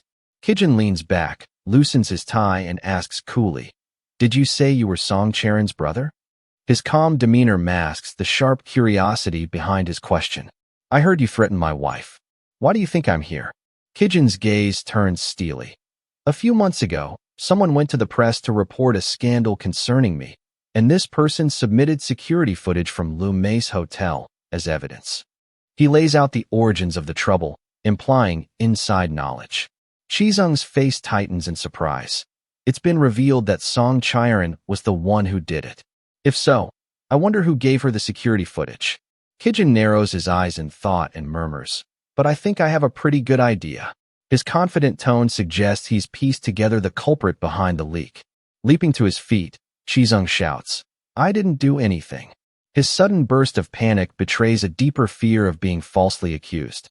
Kijin leans back on the sofa and remarks, I was impressed with how meticulous Lu Mei's hotel security is. They threaten to cut off your tongue if you speak a word about what you've seen here. I guess that kind of retaliation is expected since they'd have to close down the hotel if rumors about their VVIP guests were to spread. His words underscore the lengths the hotel goes to protect its elite clientele. Chizung jumps up defensively. I only provided her with a room. I don't know anything. His panic betrays his fear. Kijin's tone turns quiet and commanding. Tell me about that in detail. He presses Chizung for every fact, leaving no room for half-truths. Chaisung recounts the plea. Help me. Chizung. On his phone, Chiron makes the request. I need a room for the night for me and another guy. I want an extremely luxurious place. From behind, Chaisung interjects sharply. This place isn't for just anyone. You can't even make a reservation if you aren't a VVIP. Go somewhere else. Chiron reasons. That's why I'm asking you this favor. You must know a way, right? You've been working there for quite a while now. Chizung mutters. What a nuisance. But this is the first time she's ever asked me for a favor. His irritation is tinged with surprise at being singled out for help. Chizung looks down quizzically and asks, Is a room all you need? Kijin staggers into the suite supported by Chaisung, as Song Chiron strides in ahead of them. Chaisung frowns, noting he reeks of booze. How much did he have to drink? Who is he? Chaisung presses a stack of 50,001 bills into her hand. This is all I have on me right now. I'll give you 10 times more tomorrow. Just leave and don't ask any questions. Chaisung glances at the money and shrugs. Oh, fine. Do what you need to do, accepting his bribe without another word. The next morning the suite is empty, and that afternoon Chiron wires Chizung 2 million won, proof she holds up her end of the deal. That's when she asked me for another favor. The shot of Chizung's phone reads, I need footage from the security camera. Chizung yelps into the phone. What? Do you want to see me get canned? His panic reveals how high the stakes have become. She offered 10 times more than before. It was a tempting offer. I thought 20 million won was well worth the offer. Chizung rants, but she totally ghosted me after the hotel incident. What AB*****? She totally played me. I didn't even get paid. If I'd known the person she brought was someone from Sama Corp, I wouldn't even have gotten involved in the first place. Ma Kijin cuts in sharply. Did you meet Song Chiron after that? Chizung shrugs. No. I thought I might get a bonus after I found out you were the one she was with that night, but I didn't get a cent. Kijin then asks, Did we? Seems like we were in a relationship. Chizung, lighting a cigarette, scoffs. How would I know? I just assumed you were banging since you came to the hotel together, revealing his blunt assumptions about Kijin and Charon's encounter. Kijin straightens his jacket and says coolly, Thank you for your time, signaling the end of the interrogation.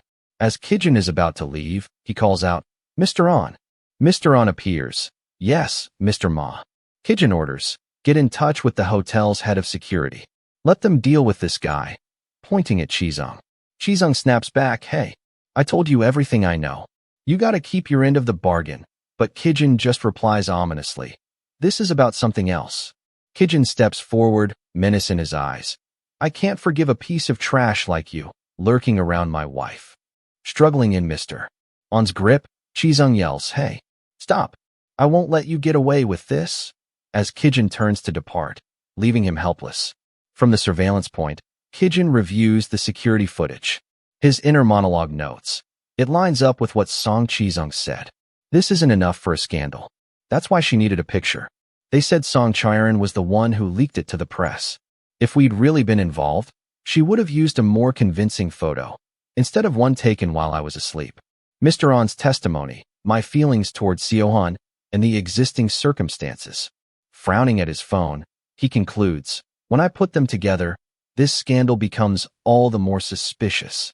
Resolute, he tells himself, I need to dig deeper into this. He turns around and sees Seohan enjoying the fresh air outside, playing with little Diaku, who excitedly enjoys her company beneath a sunny sky. She calls up to him. Kijin, are you done with work? Come out. The breeze feels great. Kijin steps through the door in his Los Angeles sweatshirt, jacket slung over his arm, and greets her with a guarded smile. She asks warmly, The weather's really nice. Have you finished your tasks? He answers evenly, more or less. Are you having fun playing with Diaku?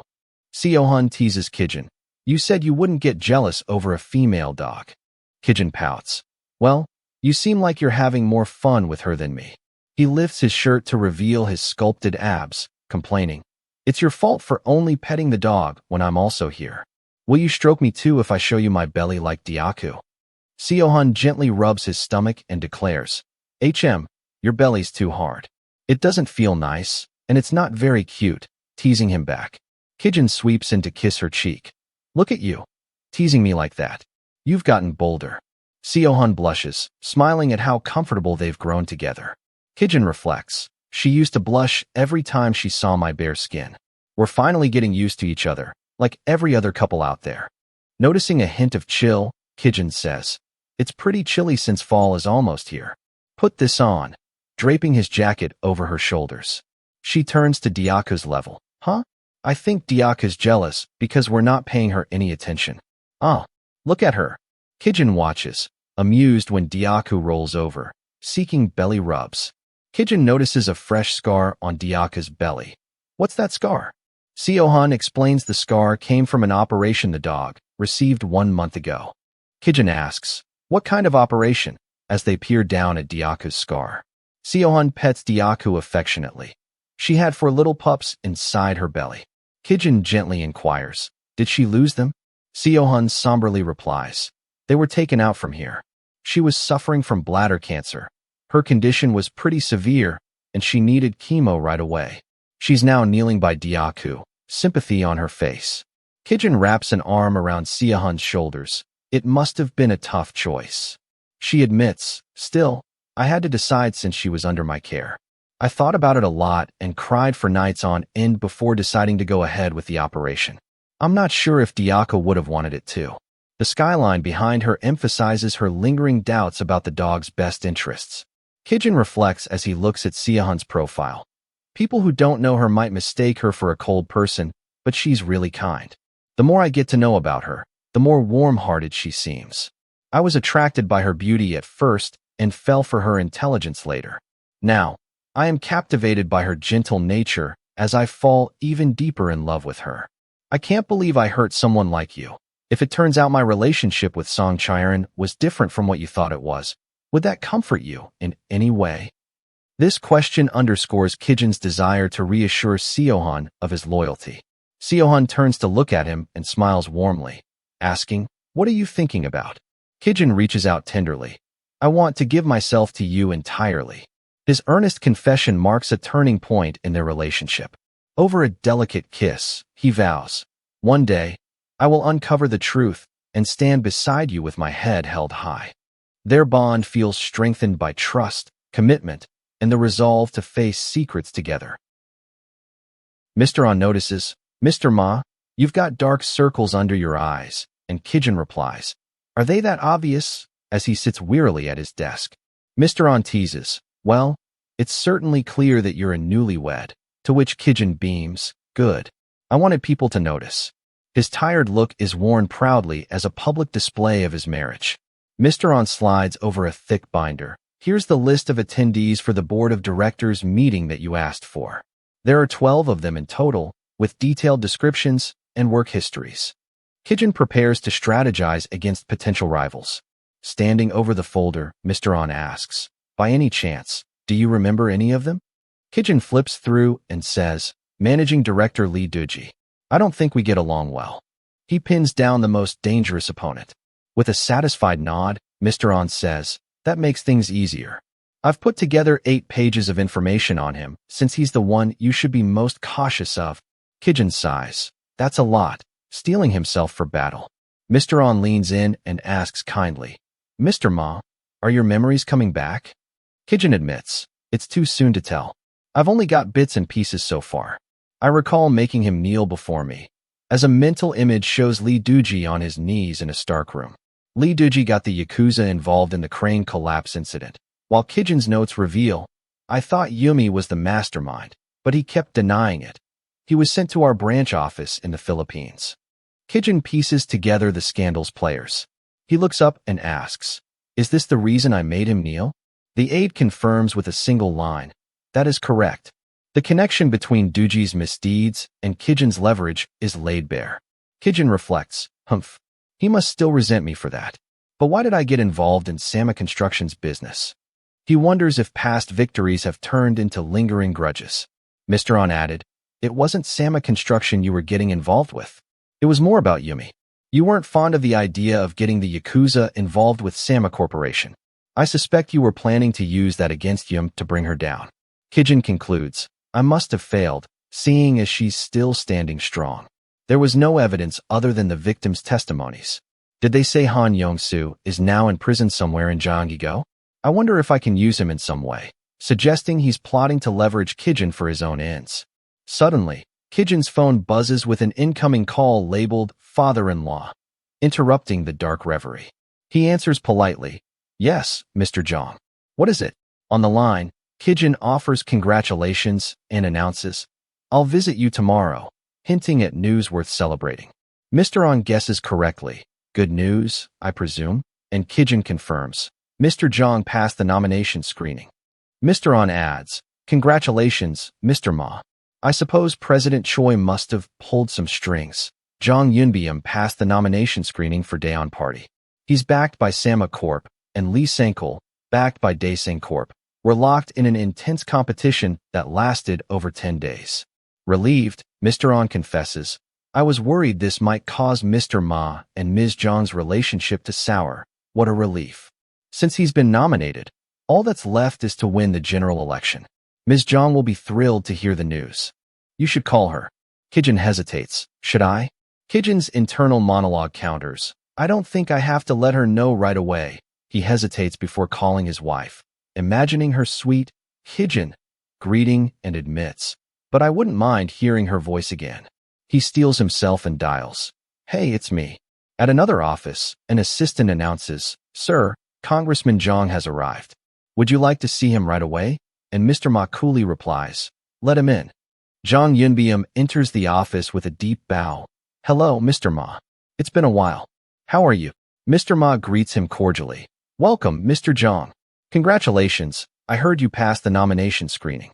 Mr. Jong beams. It's all thanks to you.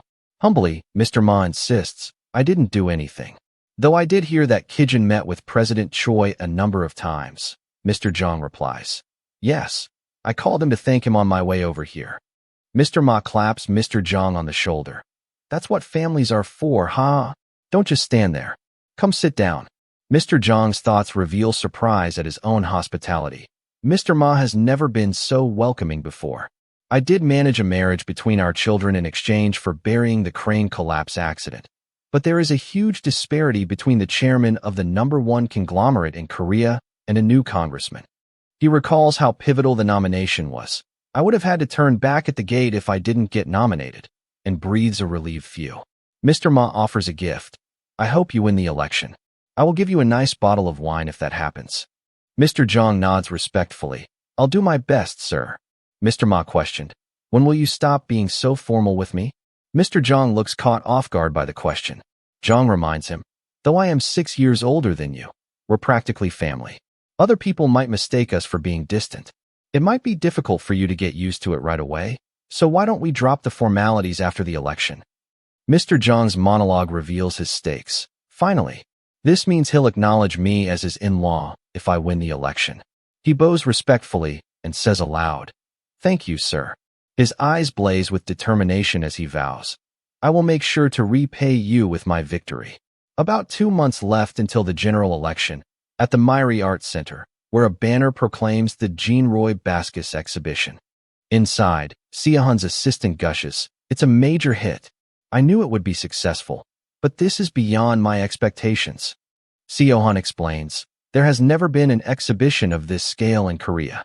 Not to mention, he recently collaborated with a clothing brand and got much more popular here. Reeling to herself, she reflects, everyone is enjoying the exhibition I prepared. That makes the entire process worth it. Her eyes sparkle with pride as she watches visitors enjoying the exhibition. Her staff suddenly points out in surprise, they've spotted someone unexpected entering. Kijin steps into view in full suit, holding a lush bouquet of pink roses, bathed in soft light. Kijin apologizes, sorry I'm late. I was caught up in work. I've been meaning to see the exhibition you've worked so hard on. He presents the flowers. Here, these are for you. Seohan smiles tearfully, whispering, Kijin, as she accepts the bouquet. Kijin surveys the gallery floor. It's so packed in here. I think it's more lively than when Mother was in charge. He gestures at the bustling crowd with admiration. He smiles proudly as he thinks. She added youthful vibes to the gallery and completely revamped it. It's no longer the conservative and solemn place it used to be. It's just as I expected. She's so talented.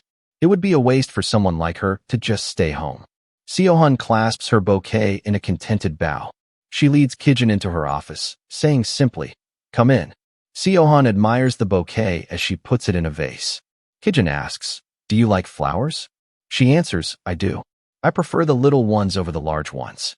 I like this bouquet since it's got a lot of baby's breaths. Her face lights up as she sniffs the delicate flowers. Kijin internally muses, I would have given her flowers every day if I'd known that she liked them this much. Maybe I should just open a flower shop for her. Seohan reminds him, You gifted me flowers before, too. Though it was just once. She smiles gently, recalling that earlier bouquet. Surprised, Kijin asks, I did. As Seohyun explains, it was for my birthday last year. You don't remember, right? He looks sheepish, realizing he'd forgotten.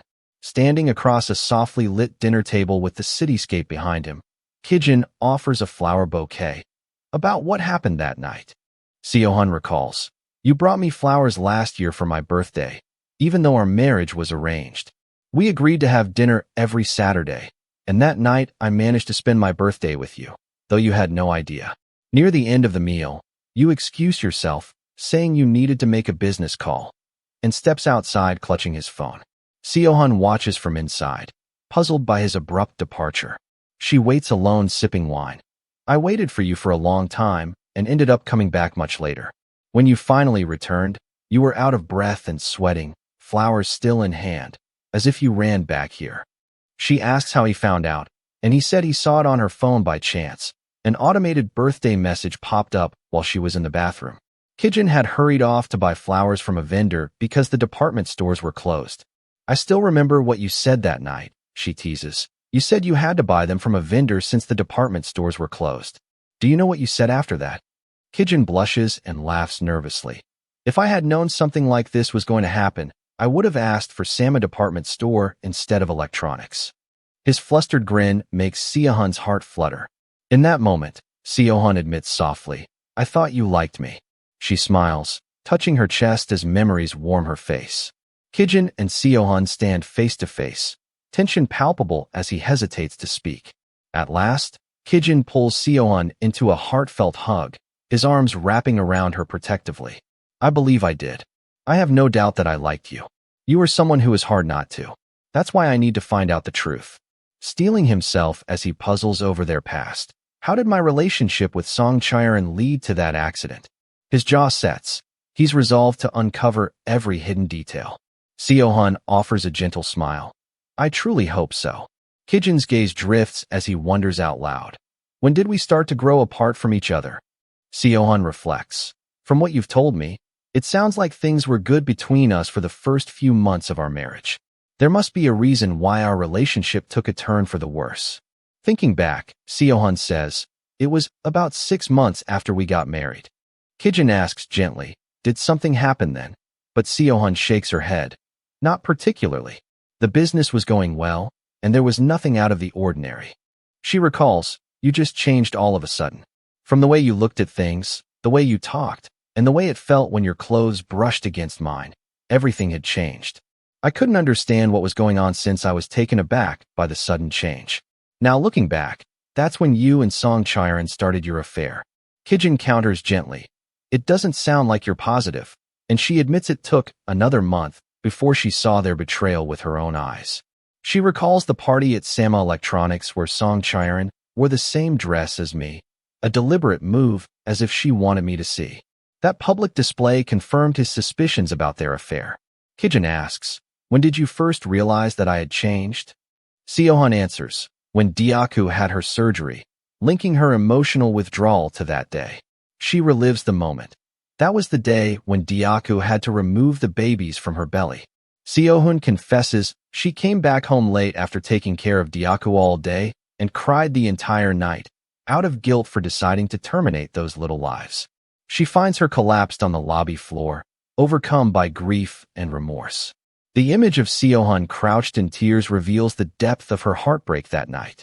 Kijin stands at the threshold, Seohun looking up at him in stunned silence.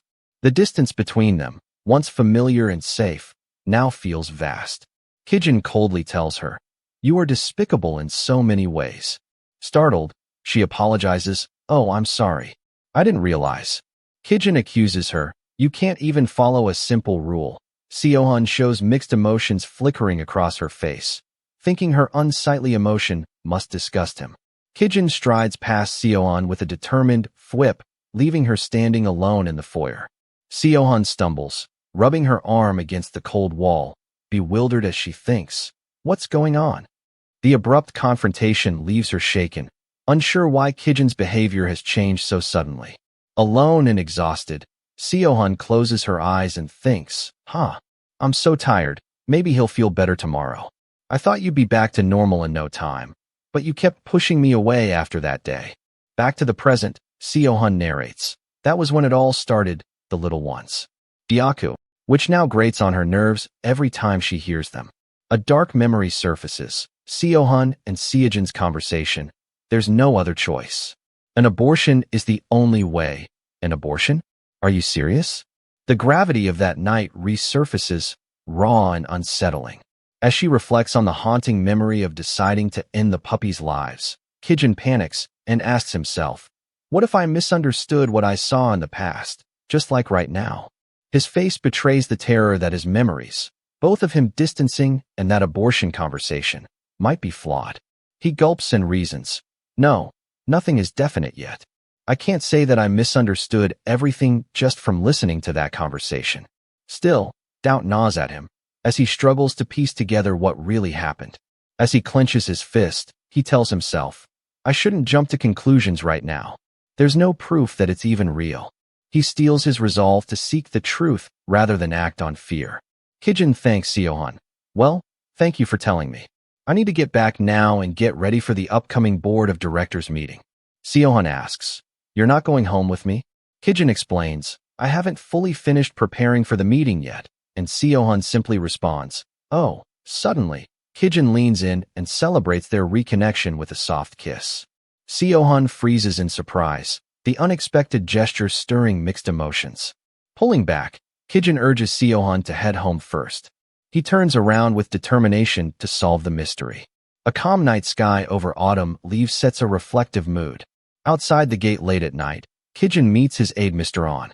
He asks, "What brings you here at this late hour?" Mr. On informs him, "The chairman wants to see you." "I don't really know the details," and Kijin asks, "My father?" Realizing this call must be serious. In thought, Kijin reassures himself, "My father wouldn't ask for me unless there was a good reason for it. It must be urgent if he sent Mr. On in the middle of the night."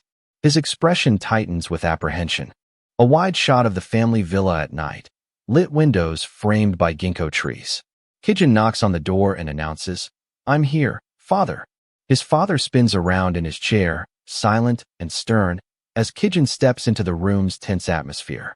Slamming on stacks of papers onto the desk, his father says, "This was forwarded to me today." Kijin leans forward, anxiously asking, "When is this going to hit the headlines?" His father replies calmly, "In 3 to 4 days. We have a pretty urgent matter on our hands." On the paper was an article. "I waited for him for more than 30 years. Jang Yunbyum was an ambitious man. He worked night and day for 8 years to get a position in the Seoul Central District Prosecutor's office, but one tiny mistake caused him to get demoted after just 1 month. Yunbyum was miserable, and I had nothing to support him. That's when I found out that Soon Young had feelings for Yunbyum. I was the one who suggested they get married. Yunbyum promised he would come back to me. I told him that I would take care of his son Seo Chong while he was away, but he never came back. He'll be back when he gets a position in the capital, when he becomes the lead prosecutor, or when he becomes the congressman. While he achieved many positions, I started to lose all hope in him. After 30 years, I finally realized that he never planned to come back in the first place." Kijin tells his father, Congressman Zhang is going to be in a difficult position because of this. I'll see what I can do, offering to help manage the upcoming fallout. His father, unimpressed, asks, "Are you even listening to yourself?" Taken aback, he replies, "Excuse me? I don't quite follow," clearly perplexed by his father's criticism. His father leans forward over the desk and admonishes him. "I told you so many times. A business remains strong as long as you know when to step in and out of it. Now is the time to step out." Kijin swivels his head in shock. "Are you?" realizing the grave implications of his father's command. His voice cracks as he finishes, "Telling me to leave Sion?" His father replies sharply, "Honestly, I was never fond of your marriage. Don't you remember? I knew about Zhang Yunbiam's secret from the beginning. I told you to leave her several times, but you're the one who refused." Stunned, Kijin echoes, "Are you saying that you told me to divorce her before?" Frustrated, his father snaps, "Of course I did. Things would not have gotten this bad if you had just listened to me from the beginning." He adds, "Do you know who's behind this mess? It's Cho Chang-sub.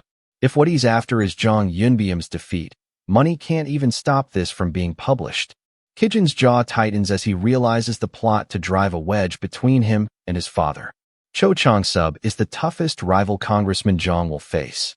He probably planned to leak this article to my father and make him abandon Zhang Yunbiam while avoiding having Sama as his enemy. His father states coldly, "Zhang Yunbiam's political career will be over once this is published. No politician can survive a scandal involving women, family, and children. This scandal involves all three. He won't be able to pull through." Kijin protests, "This has nothing to do with me. I never included him when I planned my future," insisting Siohan shouldn't be dragged into politics. His father fires back, "The board of directors will not think that way. I wouldn't do this if you'd stabilized your position as my successor." Kitai is still standing strong. He's not a threat, but his wife's family is. "I don't know how they did it, but most of the directors are on Kitai's side. You need someone who can support you now. I'll look for another girl for you. A better one this time." Kijin stands his ground, looking his father in the eye. "I'm afraid I can't do that," refusing to end his marriage. His father snarls, "You can't?" as Kijin insists, "I don't want that. You have no right to separate us." His father booms, "No right? Do you not understand the concept of an arranged marriage? I'm the one who brought you two together, and I'm the one who can end your relationship if I find it necessary." Kijin squares his shoulders and declares, "I need Sion." Slamming his phone onto the desk, his father shouts, "Just cut the crap. I never raised you to be so weak and sentimental. End things with her before the election starts." Kijin calmly replies, "I will not." His father hisses, "Don't you dare talk back to me." Before Kijin walks away, he vents his frustration, "I've done everything you've asked for the past 30 years. But I can't give her up." Late at night, Kijin drives through the city, deep in thought, his expression resolute as neon lights blur past. Inside the car, his profile is illuminated by streetlights, determined to protect his marriage at any cost. "Zhang Siohan, all I want is to be with you and stay by your side. Every time I get one step closer to you, more reasons why I should let you go pop up." He reflects that, like my father said, it's the right time to ditch Congressman Zhang, and notes sinister rumors of Yakuza bank accounts targeting board members who oppose Makitai. He admits, "I'm taking a big risk by carrying Zhang Yunbiam with me when he can become my weakness. Despite the danger, still, I don't know why, but I can't think of one reason to abandon you. No, this only made me realize that I want to protect you no matter what it takes," as he grips the steering wheel. "My father was never fond of Siohan. I'm sure he'll try to use this opportunity to make us divorce. I'll never let that happen." Pulling up to their mansion, he spots Siohan outside and calls her name, the headlights illuminating her silhouette as he leaps from the car. "Siohan," surprised, asks Kijin. Stunned, Kijin approaches, telling her, "Siohan, what are you doing out here? It's chilly." She replies, "You weren't at home or answering my calls." Unaware, he took out his phone to check. "Did you call?" "I didn't know since I was driving," turning cute and apologetic. Siohan explains, "I called Mr. On, and he told me that you must be on your way home from your father's place. That's why I was waiting outside for you." Kijin gently chides, "You should have waited inside for me. Your hands are cold," as he wraps her fingers in his to warm them. Kijin's inner thought reflects. I thought she would be cold toward others since she was raised by a father that showed no interest in her, surprised by her warmth. He admits silently, I don't know why I feel this way after seeing you wait for me like this. Under softly glowing lights, they share a tender kiss, and Seojin's narration reads, You make me fall in love with you all over again. Their embrace deepens under the moonlight. Seohun remarks bashfully, Kijin, we shouldn't do this in public. Kijin asks, Should we continue inside then? She nods shyly. Inside, their shoes click on the threshold as they step back into the house together. They embrace and kiss again, moving from the chilly night into the warmth of home. They share a passionate kiss inside, their arms wrapped tightly around each other. Kijin's inner voice confesses, I don't want to lose you, even if that means I have to risk everything for you. The chairman opens the Sama Myri Technology Center board meeting. Thank you all for joining us today. We are here to vote on who's going to be the president of Sama Myri Technology Center. He announces the two candidates. The candidates are President Ma Ki-tai of Sama Construction and Executive Director Ma Kijin of Sama Electronics. All 12 directors are joining us, so we have a full quorum. The candidate who receives the majority of votes will become the next president of Myri Technology Center. Let's begin with a brief summary of each applicant. First, we have President Ma Ki-tai. Please take a look at the screen as Ki-tai's resume photo appears. The assembled directors, including Kijin's allies, nod in approval upon seeing Ma Ki-tai's credentials. The chairman continues. Next is Executive Director Ma Kijin, displaying Kijin's professional headshot plus his experiences. After graduating from university, he entered Sama Corporation, completed his MBA in the States, merged Sama Telecom with Sama Broadway, and has set new records every year since joining Sama Electronics. Kijin's phone buzzes with an incoming call from Mr. On mid-board meeting. He wonders, why is Mr. On calling? He knows that the meeting has already started. He presses the reject button on Mr. On's call. Even after he declines once, his phone buzzes again with Mr. On calling. He frowns, thinking he's calling again. That's strange. Instead of answering, he follows the on-screen prompt and begins to type, Send me a message. The chairman wraps up the candidate introductions. We have finished the introductions of our two candidates.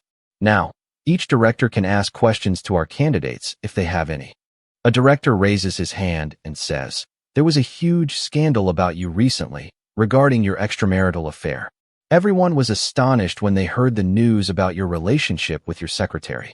Another board member warns, Sama Myri Technology Center will be the leader of technology for the next century. I don't believe someone with such heinous moral values is fit to lead a big business. Do you have anything to say about this? Kijin calmly replies, That scandal is not true. Lee Duji, now allied with Ma Ki-tai, is pushing the story to sway the board. The board member presses on. But there's security footage of you and Ms. Song. Are you still going to deny this? Kijin counters. Have you considered the possibility that the statements are false and the footage and photos are fabricated? There hasn't been another article since it was published weeks ago. People are only interested in gossip. No one cares about what happens after. An article explaining the scandal would barely have made it on the second page of the paper. An unconvincing scandal like that would be erased from everyone's memory soon enough. Kijin's confident rebuttal hangs in the air as the directors consider his words.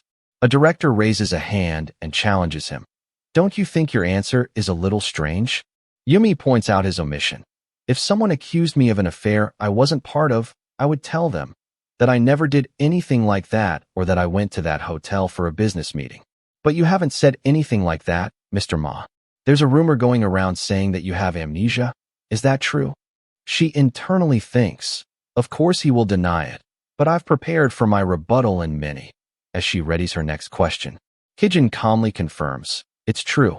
If I were you, I would be more astonished by the fact that I returned to work 2 months after an accident that destroyed my 400 million won car. Yet you are not at all surprised by my stupendous physical strength. He smiles and reassures, Don't worry, I've regained my memories. All of them. Yumi leaps to her feet, accusing Kijin of lying. You liar. Kijin calmly retorts, You sound sure that I am lying. Did you intentionally ask me that question pretending you didn't know about my condition? I believe the chairman personally asked you to be discreet about my condition since it could affect the stock price of Sama Corporation. It seems you are willing to put the company at risk if it is for your own good, President Yumi. Internally, she panics. What's going on? No one told me about him regaining his memories. In her thoughts, she realizes, he must have studied for this. There's no way he gained his memory back so quickly. I need to ask him a question only we know the answer to if I want to get to the bottom of this. A board member tests him. Last summer, you met me regarding the rare earth elements contract with our Chinese client. Do you remember where we met? Kijing replies without hesitation, on the 19th floor of the Efference Hotel. He adds, and why did we have the meeting there? The answer comes just as swiftly. The investors from Beijing were staying there. Another director probes deeper. Do you remember how the weather was that day?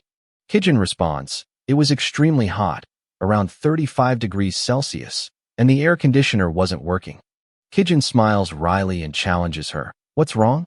Why don't you go ahead and ask if I remember my outfit from that day as well?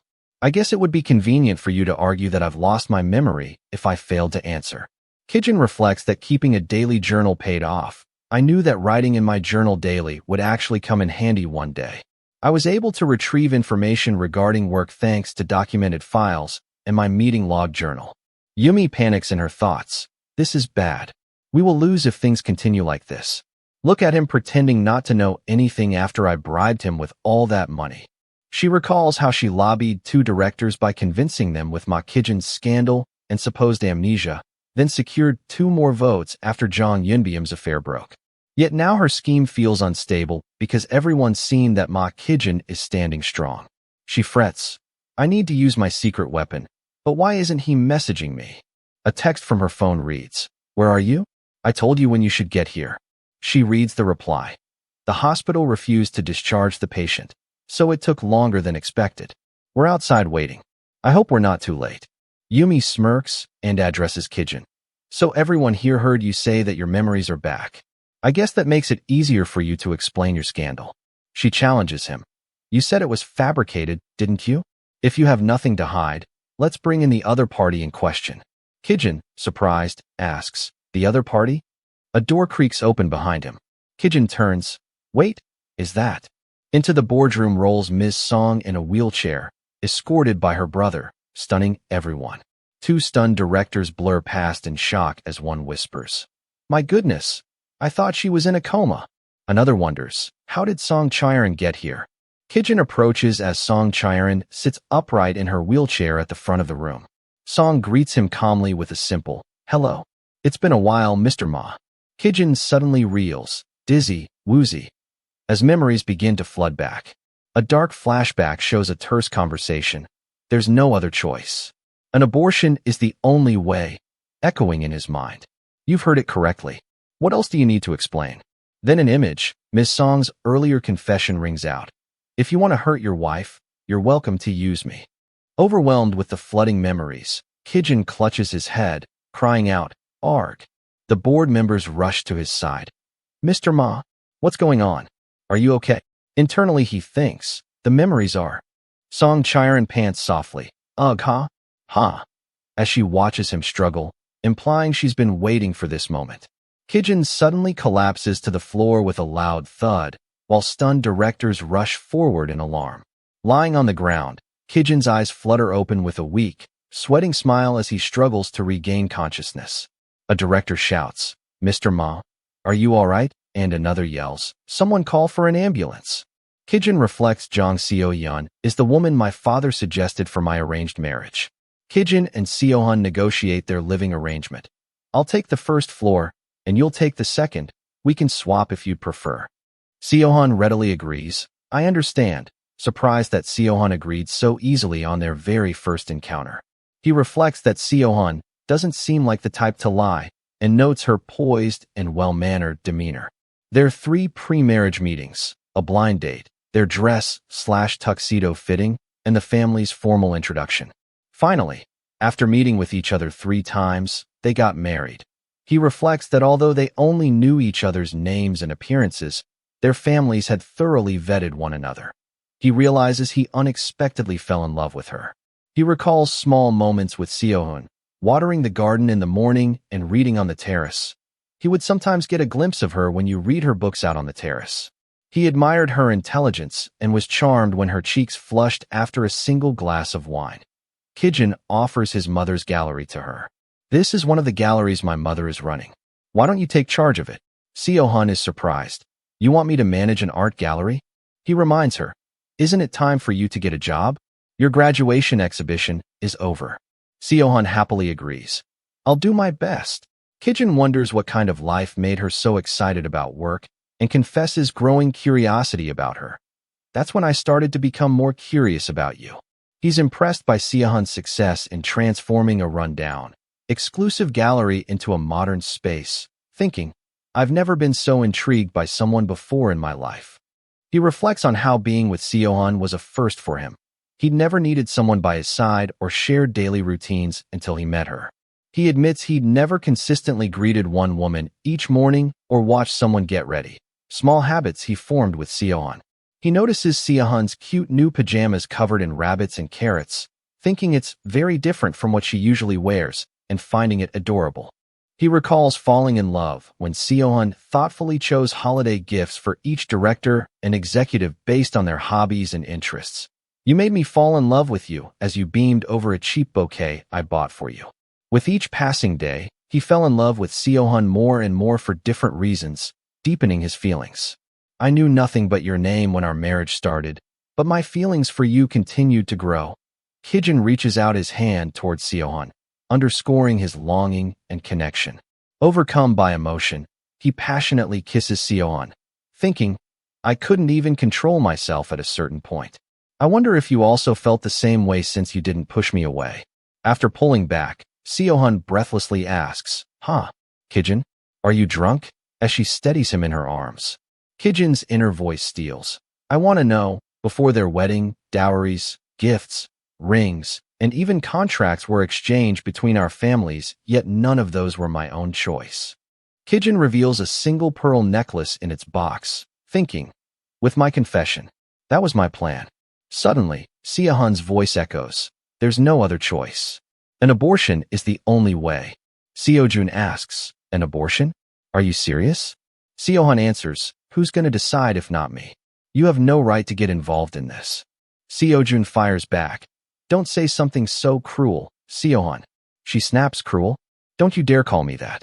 Just keep your end of the promise. Seo-jun admits, I can't. Not seeing you for even a day is driving me crazy. While Kijin watches in confusion, what are they talking about? He recoils in shock as Seo-hun shouts, watch your mouth. Our relationship ended the moment you climbed into my bed. In the tension, Kijin's gift necklace flies from its box, clattering to the floor, a silent testament to how everything has suddenly fallen apart. Alone in the courtyard, Seo-hun declares, I've got nothing else to say. Don't come near me ever again, and leaves Seo-jun. Kijin notices a figure approaching and recalls, Jong Seo-jun. I've only seen pictures of him since he didn't come to our wedding. He was an old friend of Seo-hun and her stepbrother. Kijin confronts Seo-jun. Your conversation with Seo-hun just now. Explain what's going on. Seo-jun scoffs. It seems you got the message loud and clear, mocking Kijin's confusion. Kijin presses him. Don't beat around the bush. Aren't you two just childhood friends? Why do you think I didn't go to Seo-hun's wedding? Seo-jun leans in. I bet it kills you since you already know the answer. Angered, Kijin punches Seo-jun, pow, finally unleashing his frustration. After punching Seo-jun, Kijin turns on his heel and walks away, leaving the smirking Seo-jun standing in the street. Seo-jun chuckles to himself, amused by Kijin's sudden attack. Kijin, furious and breathless, stands under the night sky as rain begins to fall, the echoes of Seo-jun's laughter haunting him. I took my wedding ring off after that day, as an ornate ring box lies open with the ring removed. Their marriage contract required both spouses to uphold dignity, but Seo-hyun insulted me and spat in my face. I felt betrayed since I loved you. I wanted to hurt you back, Kijin admits in voiceover as a drink tumbler sits half empty. Song Chaerin appears beside him and offers, if you want to hurt your wife, you're welcome to use me. Kijin sneers at her. Use you? You're worthless, dismissing her proposition with cold contempt. Chiron fires back. How can you judge my worth without even trying? What's important is that I'm yours to use. Kijin's narration closes the sequence. I blacked out after that conversation. When I woke up, I was lying in a bed inside of a hotel I had never set foot in before. Kijin wakes up in an unfamiliar hotel room and thinks, something like this had never happened to me before. Kijin's father warns him, get ready to end things with your wife, hinting at his father's next move. Kijin, confused, asks, what do you mean? His father coldly explains that if Zhang Yunbium loses the upcoming election, the marriage holds no value and must be annulled. He declares, I love Siohan. His father rebukes, I don't recall raising you this way. Do some math and consider what you're losing in this marriage. In the car, Kijin reflects, divorce, once my father makes up his mind, there's no way to change it. If my father notices any flaws, my father will start the divorce process right away, but I cannot let you go. I'm in pain when you stay, but I'm in agony when I think about you leaving my side, revealing his conflicted heart. His hand squeezes a steering wheel. I won't allow us to get divorced. I'm going to keep you by my side, even if my heart rots with pain. The next morning, Siohan gently asks, are you okay? I was worried since you've never slept outside from home, showing her genuine concern for him. He reveals his plan. There's one way I can keep you by my side and hurt you while disobeying my father's order to get a divorce. You're welcome to use me. Song Charon's statements echo in his mind. Kijin asks, would you worry about me? He thinks to himself, I guess I better play the part since the act has started already. Kijin scoffs. How ridiculous, bristling at the charade he feels forced to perform. He admits, after that, I tolerated Song Charon's part as my mistress to put on a show in front of you. A flashback shows Kijin dashing down the hallway to embrace Siohan, thinking, I wanted to hurt you. The same thing went on the day you came back early from your trip. We learned Chiron once again came by, saying that she had something to report, then changed into a bathrobe, claiming that she had something on her clothes. Chiron steps out in a pink robe and thanks Kijin. Thanks for letting me use the shower, Mr. Ma. Kijin snaps. What do you think you're doing? What a low-class trick, exposing his contempt for her ploy. Chiron apologizes. Her outfit got wet, so she had to put on something else, and he curtly offers her spare clothes before ordering her to leave. Kijin snaps at Chiron's nodding silence. I'll never be seduced even if you try. Chiron simply nods again, unflinching, as Kijin seethes internally at her unshakable composure. I treated you like I was out to get you since that day, revealing Kijin's cold behavior towards Siohan as part of his plan. Kijin brusquely bans Siohan from the front gate. He shrugs off her confusion, maintaining the rift. He echoes the dismissal. You never once reacted to my provocations and acted like nothing happened, and admits her stoicism drives him crazy. Then there was a crack in his facade. But on that day, you cried for the first time. A rainy summer day flashback. The day of the accident was a rainy summer day. He reflects on the accident. We were supposed to meet up.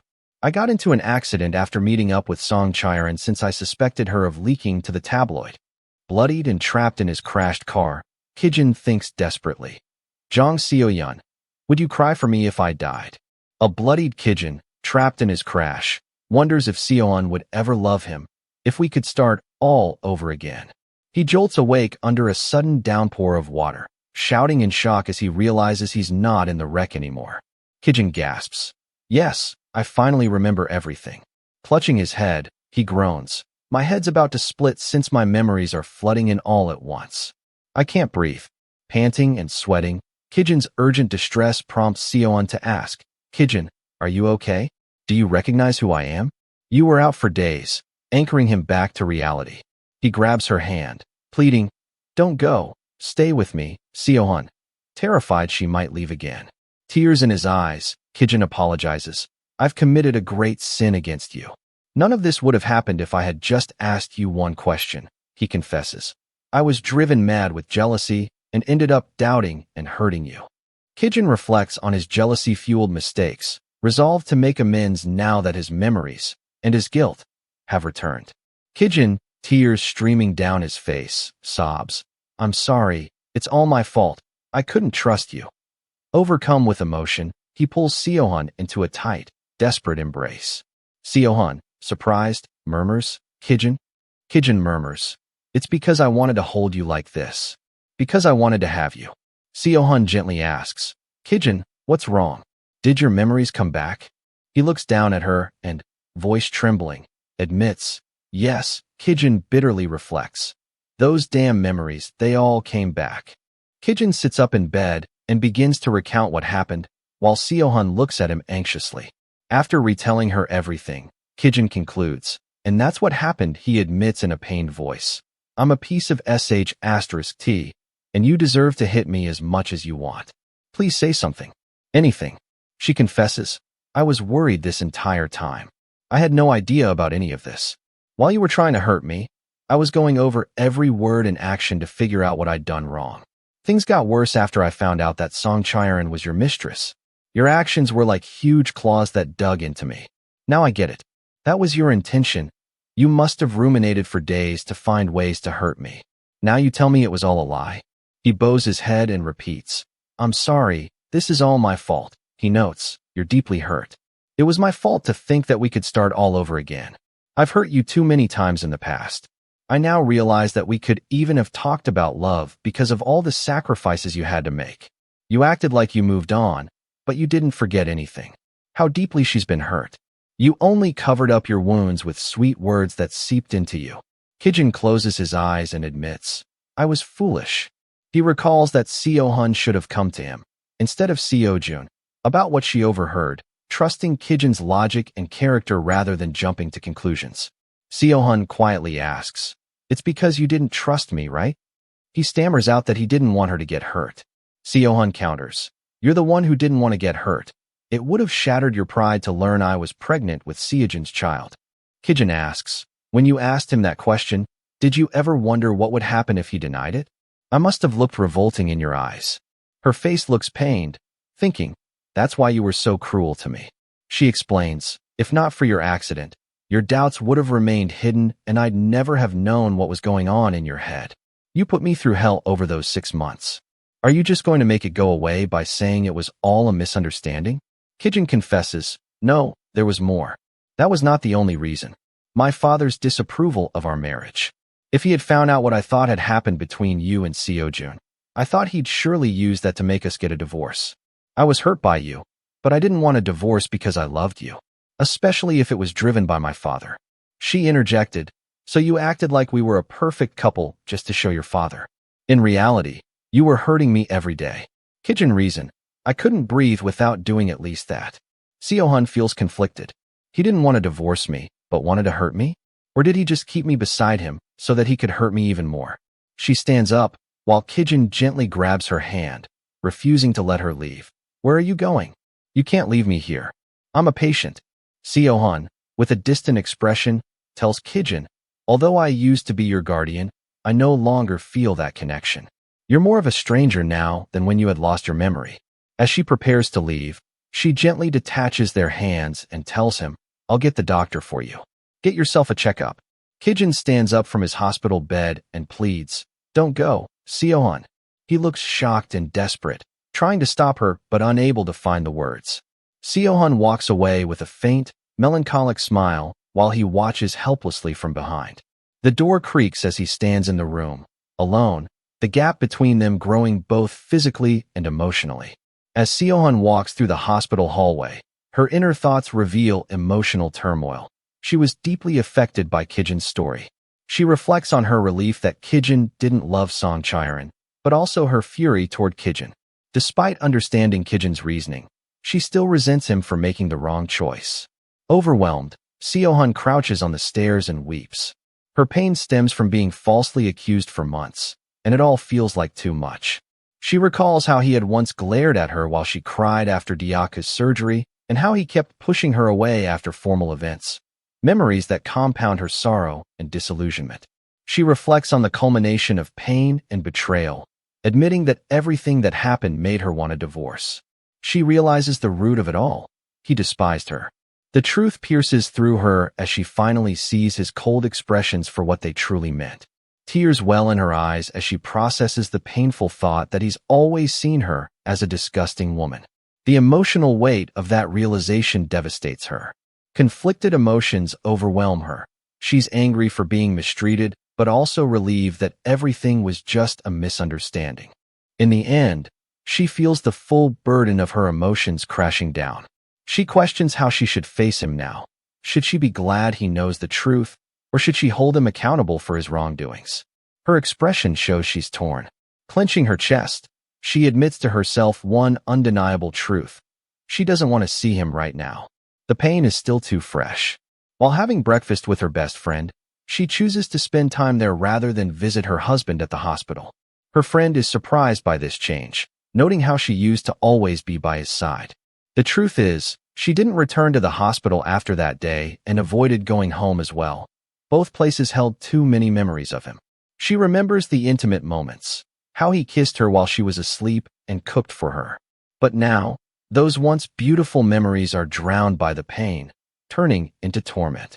Despite her silence, Kijin called her daily, morning, noon, night, and before bed. He never gave up trying, even though she never answered. She reflects on Kijin's persistent calls as a silent plea for her to return, but she never visited the hospital again. Today is the day he gets discharged, and she still hasn't gone back. While drinking tea, her phone buzzes again, prompting her to wonder if it's Kijin calling once more. To her surprise, the call is not from Kijin, but from Mr. Ma. On television, a news report airs about Congressman Zhang Yunbiam facing public backlash due to a past divorce scandal. His image is being tarnished during his election campaign. Mr. Ma turns off the TV with a switch. He asks for her thoughts about the unfolding situation, showing the matter has reached executive attention and may impact leadership decisions. Seo-hun begins to explain the consequences of her father's actions, but Mr. Ma cuts her off. Ma Ki-tae has been named acting president. Things aren't looking so well. The fallout from the scandal with Song Chiron and Kijin's amnesia is mentioned. The current situation is clearly not favorable for Kijin's position. Despite Kijin defending himself, his collapse in front of Song Chiron caused many board members to reconsider their stance, leading to a shift in influence. Board members expressed doubt about entrusting Sama's fate to someone with amnesia. They also discussed Kijin's own scandal, casting doubt on both candidates' moral and mental suitability. It's revealed that Ma Ki-tae was almost officially made president during that board meeting. Mr. Ma was only able to delay it by a month, hoping another meeting would be held if Kijin's memory returned in time. Mr. Ma confronts Seo-hun angrily, accusing her of being unhelpful. She can only apologize, looking regretful and conflicted. Mr. Ma rants about how he should have refused the marriage proposal after the crane collapse incident. He's furious over the failed election and lashes out with harsh words, prompting her to ask him to watch his language. He reminds her of the cost he paid for her father's nomination. He continues to blame her father, calling him a failure who wasted his chance.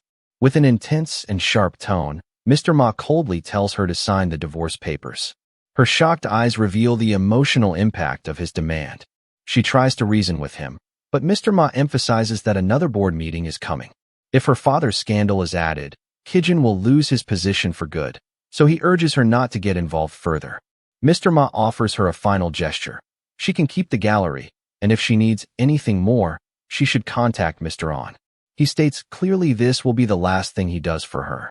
She stands silently, clenching her fist and lowering her gaze, absorbing the weight of the decision she's just been handed. A sudden loud burst sound draws her attention. Her eyes widen in shock and alertness as she reacts instinctively to the unexpected burst. Kijin enters and calls out, "Let's go, Seo-hun." Mr. Ma sternly questions, "What do you think you are doing?" Kijin arrives and firmly responds that he should be asking the same question.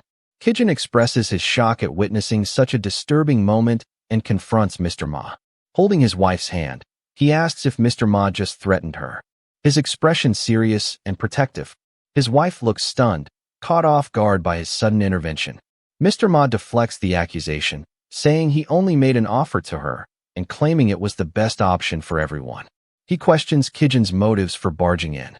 Kijin challenges Mr. Ma's offer, calling it the worst plan if it's the same one he received. He accuses Mr. Ma of manipulating his wife into accepting it. A symbolic moment occurs as Kijin tightly grabs his wife's hand. This silent gesture shows his resolve to stand with her. Kijin pulls his wife away, declaring they are leaving. His wife looks back, surprised but moved, while Mr. Ma sits speechless at his desk. As they walk away, Kijin asks if she really accepted Mr. Ma's offer. The emotional distance between them is visually apparent. He questions her in return, asking if that's his final decision. The exchange is filled with tension and implied consequences. She coldly tells him to do the math, implying it's a logical decision. He looks hurt, saying she isn't considering his feelings at all. She confronts him emotionally, saying he trampled over her feelings and treated her with hate and neglect before his memory loss. Her inner conflict: she hasn't decided on divorce, but bitterness from past pain pours out. Her wounds feel infected with suppressed hurt, and though she knows the damage of her words, she can't stop. He suggests taking time apart if she finds it unbearable to see him, offering space as a way to ease the tension. She reasons that distancing herself may protect him. Staying together could worsen things due to her father's scandal, which could ruin his future. Even in anger, she admits she doesn't want to be the cause of his downfall, showing she still deeply cares despite everything. She brings up the upcoming board meeting and the inevitable attack on his vulnerabilities, including her father's scandal. He claims he'll handle it. She criticizes him. "You've done what you wanted with my problem using your imagination, but you draw the line when the problem is about you?" Frustrated and cornered, he pleads with her to just tell him what she wants, clearly overwhelmed by everything. She bursts out, "I don't know." Her frustration and confusion erupt, overwhelmed by emotional turmoil. Still facing each other, she admits she doesn't even know what she wants. She confesses that she still loves him, but her love has gone astray. Despite missing him, she avoided visiting, acknowledging the emotional distance and confusion between them. She struggles. She doesn't want to let him go, but staying by his side has become emotionally exhausting. With a pained but resolute expression, she tells Kijin to let her go. Kijin looks hurt and disappointed, admitting he knew she was let down by him, but he genuinely hoped to repair what was broken. He clenches his fist and confesses that if he had known this was the end, he would have fought harder to keep her. She reflects that the marriage was flawed from the start and regrets letting real emotions form in what was initially an arranged relationship.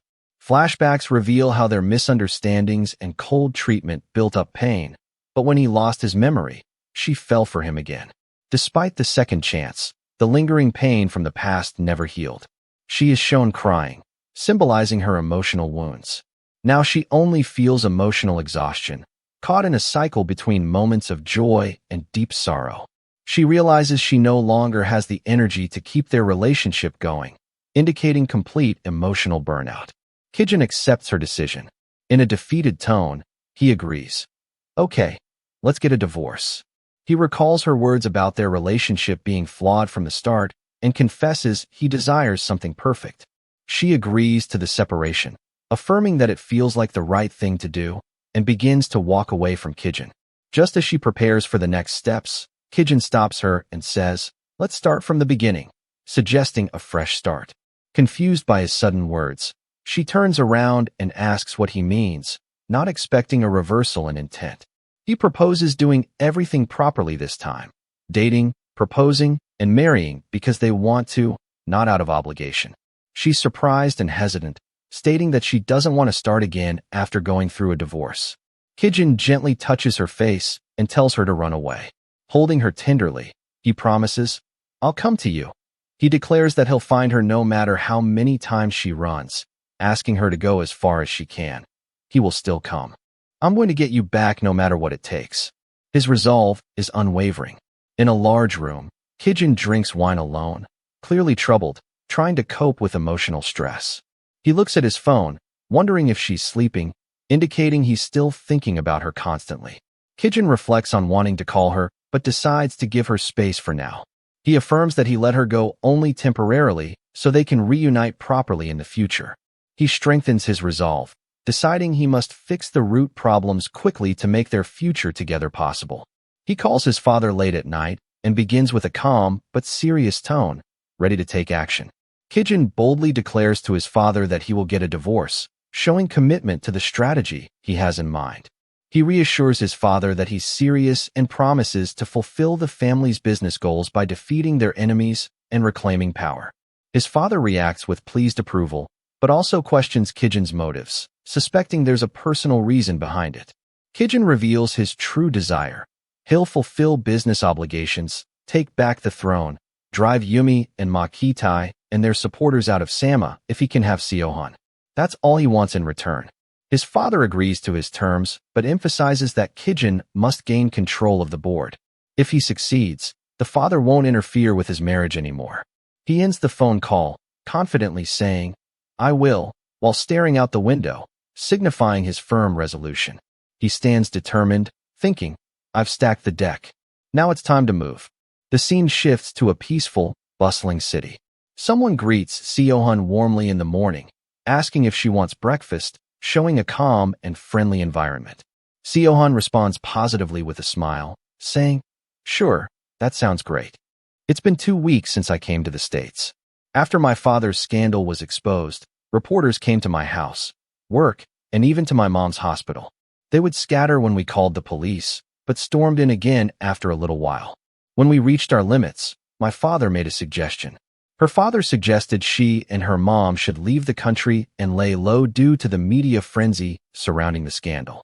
She asks her father what he'll do, and he assures her, "I can take care of myself here," taking responsibility for facing the crisis alone.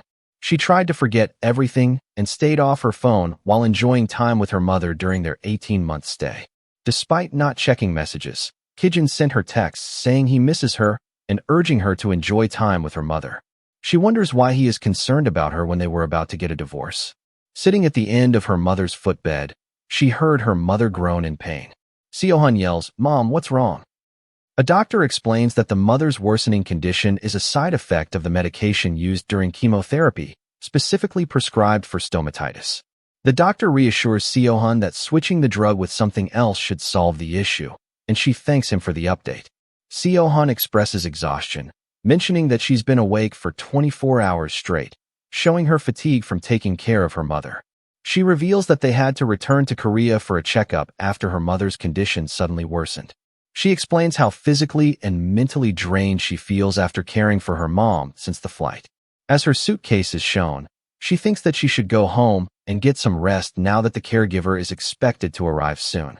Standing outside, she reflects on being back home after 2 weeks, noting that it doesn't feel strange, it feels like home.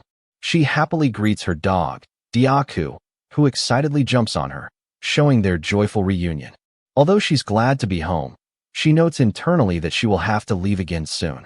She showers Diaku with affection, asking if he missed her and if the maid took good care of him while she was away. Siohan smiles while petting the dog and thinks, "I'm glad she seems to be doing well." She looks genuinely content and happy. Her expression suddenly changes to shock and disbelief as she witnesses something unexpected. Her heart thumps as she sees something similar through the window. She sees Kijin kissing Song Chiron passionately, leading to a moment of deep emotional turmoil. Is that Kijin with Song Chiron? The reality of what she's seeing begins to sink in. She reflects with hurt. This is exactly what happened before. I felt tired from a long trip, and Kijin let Song Chiron in my house. A past betrayal is repeating itself. Outside the house, she clenches her fist in frustration and anger while thinking, why is she here again? She runs away crying, overwhelmed by emotions. He's the one that said he wanted to start all over again. He said he'd never let me go. Her expression is fierce and filled with fury as she curses Kijin. That son of a b***tch. Inside, Kijin smirks arrogantly and mocks her through the dog's behavior. Diaku howls after Siohan, attracting Kijin's attention. He turns to the window and praises the dog. You see? Even Diaku is going crazy from your low-class trick. Chiron, with her mouth covered by Kijin, stated she doesn't remember him having a dog. It wasn't here before. Kijin smirks. Well, I do now. Do you see her? She's barking for you to get the hell out of here. Diaku is the jealous type. Chiron reasons. I don't think Diaku is barking at us. It seems like she's looking at the gate. Kijin voices. No, she's telling you to leave. I won't be responsible for what happens later if you don't leave now. The woman acknowledges the situation and says, then I'll leave now, while Kijin watches silently.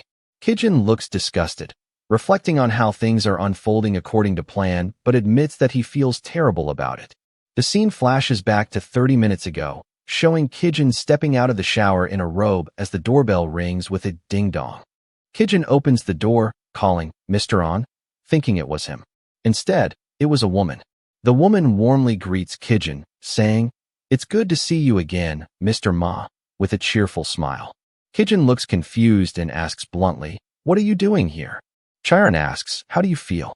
To which Kijin responds, "Fine, as you can see." She asks, "What about your head injury?" Kijin internally suspects she's testing his memory and wonders if she'll pretend to be his lover if he doesn't remember, then outwardly asks why she's curious.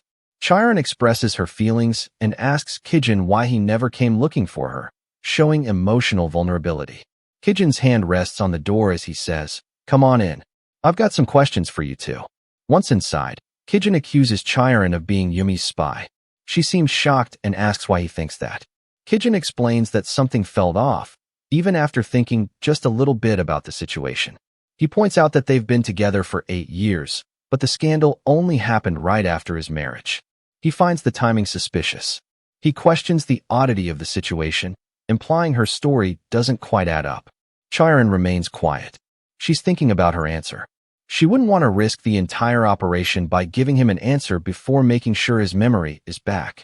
He directly asks her if Yumi ordered her to approach him. She admits she liked him and reminds him that he reciprocated those feelings. A flashback shows the man and the woman intimately close. She says she must have liked him to even take that photo with him. Holding onto the photo, Kijin tested, "I guess I did since I even took that photo with you." Shocked, Chiron thinks to herself that his memory hasn't returned yet, realizing he doesn't remember the emotional significance of their past. She remarks that he still doesn't remember anything about her, while he admits his memory gaps are filling in, but she remains a blank. She beams with joy, exclaiming, "Finally," showing her happiness and excitement, possibly about a breakthrough in her relationship or plan. She recalls Yumi telling her, the man she likes doesn't know her feelings because she only watched him from afar for 8 years, and she suggests Chiron should try to seduce him now. Chiron listens as Yumi adds that if Chiron is lucky, she might even get to be the man's real wife, planting an ambitious thought in her mind. Chiron reflects on how their affair was exposed before Mr. Ma lost his memory and now believes she might truly become his wife if she takes advantage of the situation. She expresses disappointment, saying she thought he would look for her after waking up, hinting at deeper emotional expectations. Kijin interprets her words as blame, and she denies it, clarifying that she assumed they were deeply involved due to their past. Apologetically, Chiron suggests that their past relationship must mean nothing now because he doesn't remember, but admits she still holds on to hope. Kijin refutes her assumption by saying their past is not meaningless. Losing his memory is different from losing his feelings. He tells her that seeing her now makes him feel curious, indicating a possible rekindling of emotions, or at least interest. Chiron is touched and surprised, emotionally moved by his words, asking in disbelief if what he said is true. He observes her joy and thinks, she sounds like she found her long-lost lover, showing his disbelief at her emotional reaction. He confronts her, saying, "Let's make one thing clear. I heard that you're the one who leaked our affair to the tabloid. Why did you do that?" She admits, "I wanted to have you," explaining that she hoped their scandal would ruin his marriage so she could be with him. He asks for the truth behind her actions. She insists she did it out of love, but he doubts that was the only reason. He warns her, "This incident will affect our relationship in the future," and gives her one last chance to come clean. She finally admits, "I was ordered by President Yumi," revealing she was paid 1 billion won, approximate $833,333 to spy on him. She explains she hasn't received the full payment yet, as the money is locked in a Swiss bank account, and she only got an initial fee. He's shocked and repeats to himself, "An untraceable Swiss bank account," realizing the depth of Yumi's manipulation. He mentally connects the dots, realizing the laundered money from Sama using the Yakuza must have been in Switzerland all along. He questions her again. "What's the account number?" She says only she knows, and that Yumi instructed her not to share it for confidentiality. Kijin tells the Chiron that he can't treat her like he used to because his memory hasn't fully returned. However, he acknowledges, I guess I can't abandon you either. He challenges her by saying that if he truly loves her and isn't just following Yumi's orders, she should prove it to her. They move in closer as Chiron reaches her arm out towards Kijin and wraps her arms around his neck. She smiles warmly and asks, would this be enough proof? Implying that her closeness and affection are genuine and not just part of a plan. Before the kiss can land, he abruptly blocks her with his hand, surprising her with his rejection. He coldly states, the Swiss bank account. That's the proof I need, making it clear that material evidence matters more to him. She responds, that's a very calculative way to prove love, clearly disappointed and emotionally hurt by his response. She questions his motives, asking how she can trust him if he wants President Yumi's weakness and worries she'll be abandoned later. She gives him a condition, saying, if you really want me to be on your side, you should get a divorce, drawing a line for commitment. To her surprise, he agrees easily, replying, sure. She begins to suspect he really did lose his memory due to how quickly he accepted. He proposes a deal. How about we exchange my divorce papers with your bank account number? She hesitantly agrees with an okay. While gently stroking Diaku, he asks, why were you going berserk earlier? He talks to the dog saying, are you also lonely because you miss Siohan? I feed you, bathe you, and take care of you in place of her. He reflects, I think things are going to work out better than I expected, against a serene backdrop of autumn leaves and sunset. He thinks about leveraging a bank account and divorce for personal gain, saying, if I get my hands on that bank account, everything else will follow. He plans to bring Siohan back when things settle down, and they can be a real couple then. Kijin turns to look at the setting sun on the horizon and says, I miss her already. On the phone screen, an incoming call from a maid came in. The maid informs a man that Ms. Zhang is home. He had wanted to be notified when she came home. She's currently upstairs. Would he like the maid to put Ms. Zhang on the phone? The man declined. He cannot head over anyway and to not tell Siohan about him. Seo-jun tells the maid not to inform Siohan about them and thanks her for the call. He hangs up the call and tells the person sitting across from him. Something came up and he needed to get back. The man across asks if he's okay. He drank a lot. 3 soju bottles sit on a table, indicating he had been drinking. Arriving at the manor, Seo-jun, standing in front of a door, reassures himself by saying, calm down. I'm not here to do anything bad to her.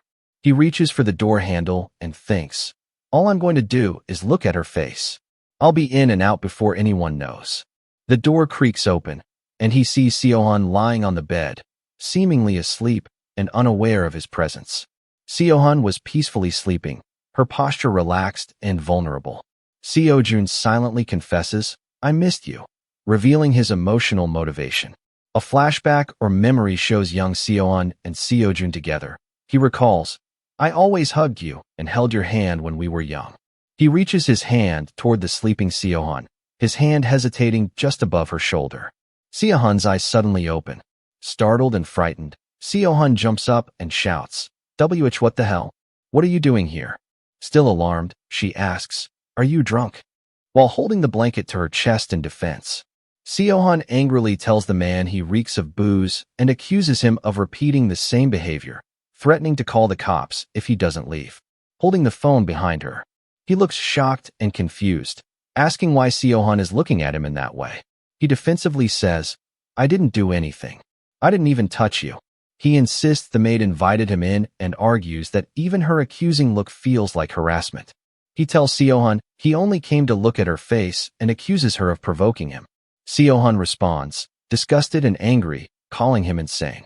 The scene escalates violently as Seo-jun grabs Siohan and pins her on the bed while she screams in fear. He yells, you treated me like a monster this whole time. Is that what you really think of me? Siohan pleads, go away. Please don't do this. Showing her extreme fear and desperation.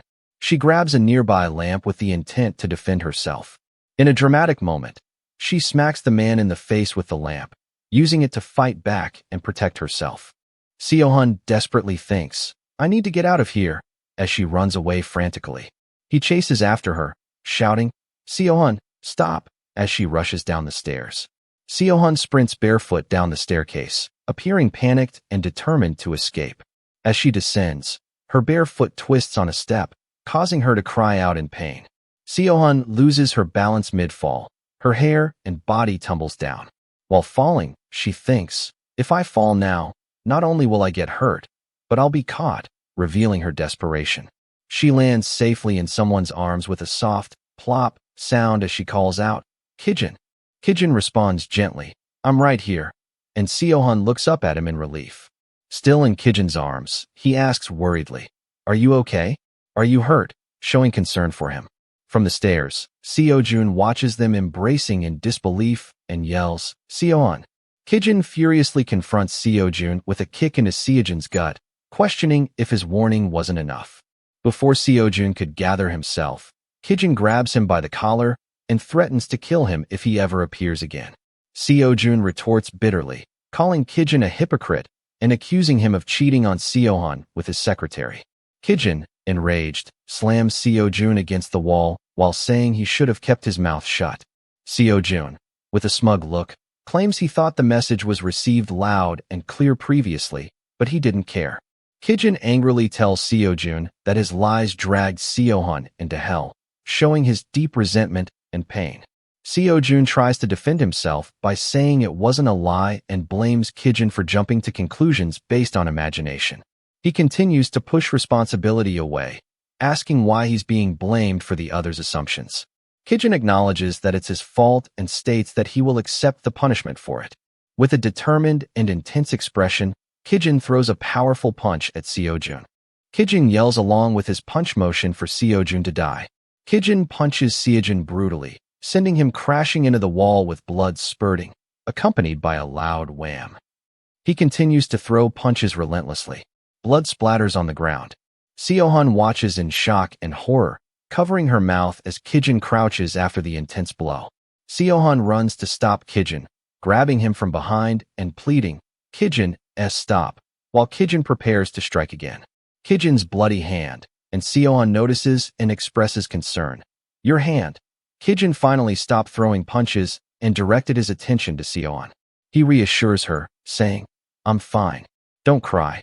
Trying to comfort Seohan despite the violence. She ties a cloth around his injured hand and says, Let's cover this for now, as they begin to calm down. The couple stands together, with the defeated Seojun lying on the ground, showing a moment of stillness after the conflict. Seojun lies on the floor bloodied and breathing heavily, huff and puff, clearly defeated and humiliated.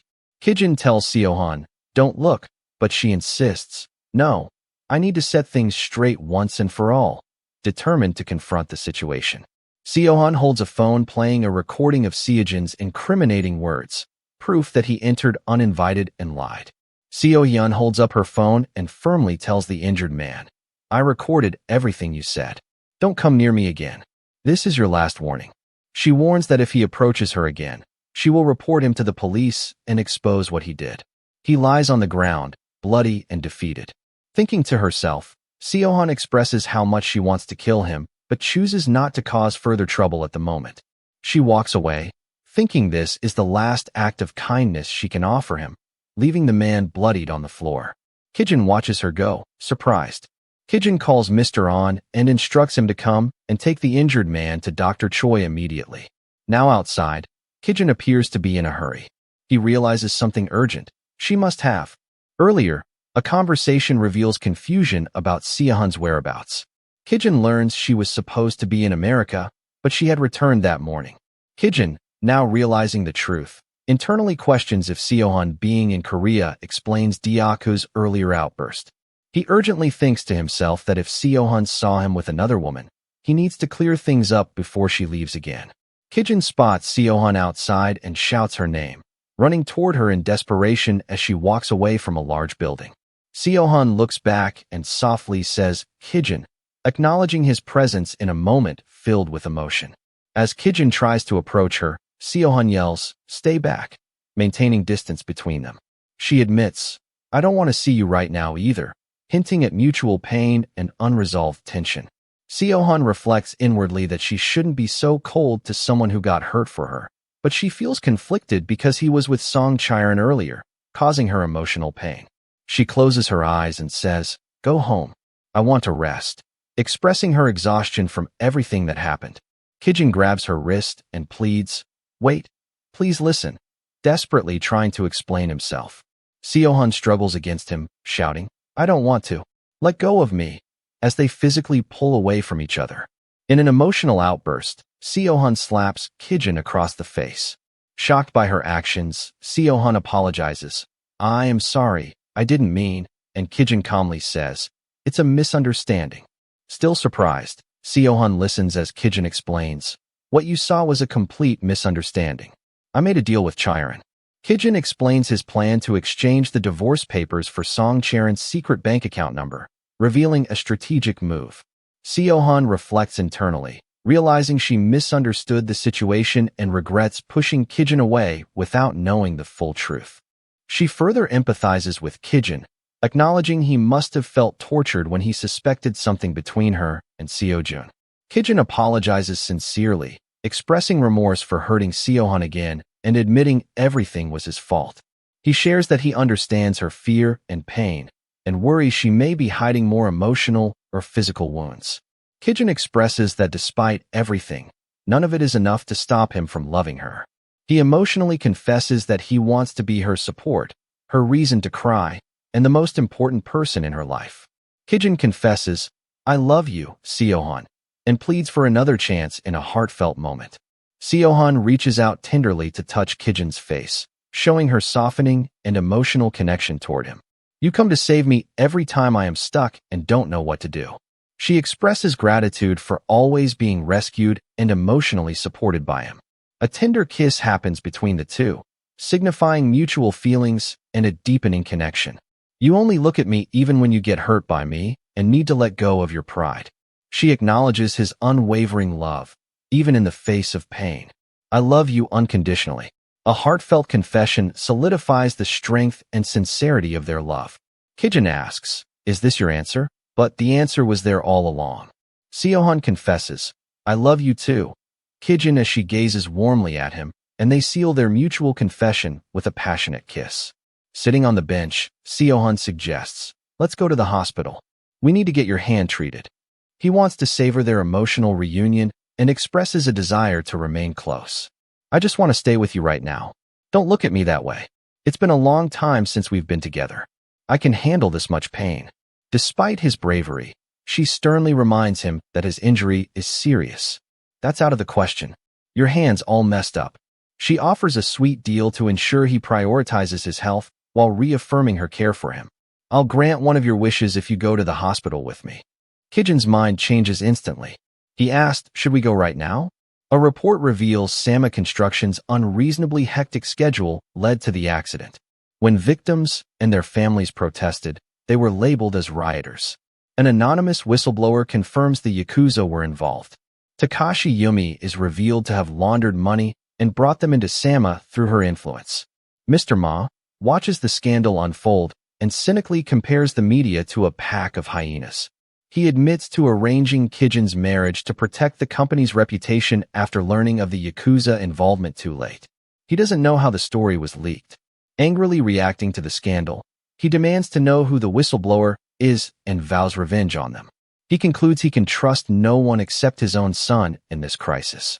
A conversation reveals that only executives knew about the Yakuza, leading them to suspect there is a spy among them leaking information to the media. Someone knocks on the door, diverting his thoughts. Kijin enters and asks if his father called for him. He asks Kijin if Kijin watches the news. "Things are pretty bad. There must be a spy among us that's trying to take us down." Kijin, seated and serious, takes responsibility for the situation and promises to handle it. Kijin confidently declares that everything happening now was part of his plan all along. His father is shocked and angered by Kijin's declaration, exclaiming, You crazy bastard," in disbelief. Kijin quietly sips his tea, unbothered by his father's reaction. His father furiously confronts him, accusing him of leaking information to the press about the Yakuza's involvement in the crane collapse incident. The whistleblower, Kijin, responds calmly, implying that exposing the corruption is part of cleaning up their organization. "I thought you wanted to get rid of the snakes in our group." We should prune infested branches before the roots start to rot. His father accuses, you didn't only get rid of the branches, you cut through the stump. Are you trying to destroy Sama construction entirely?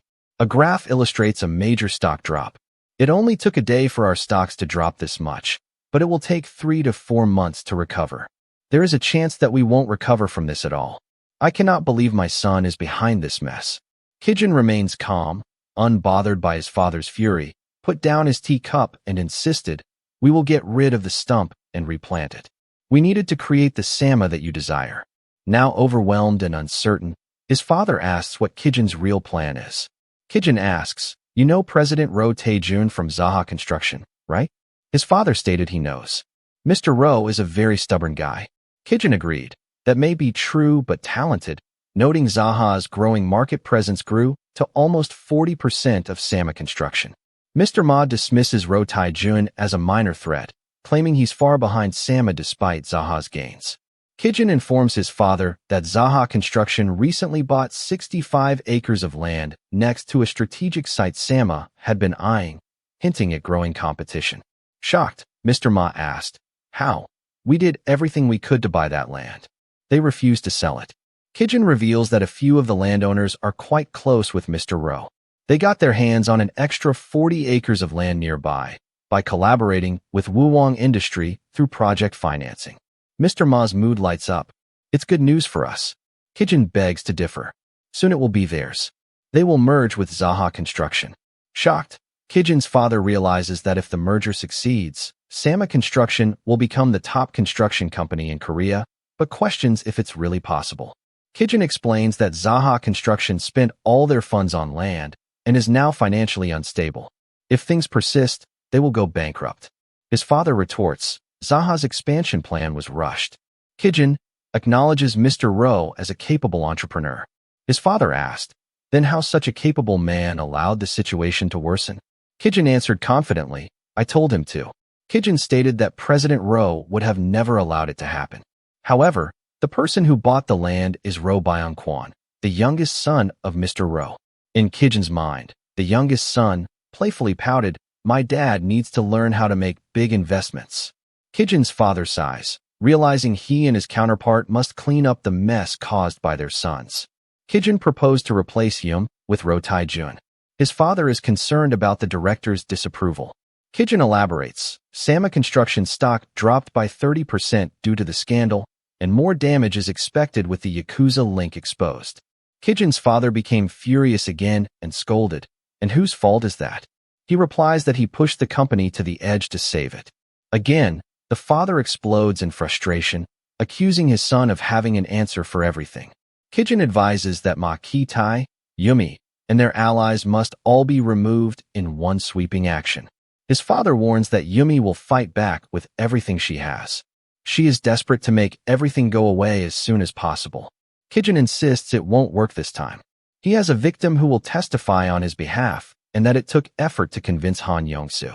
Flashback to when Kijin was trying to convince Han Yong-soo. Kijin offers to have Sama Construction to sponsor Han Yong-soo's nephew.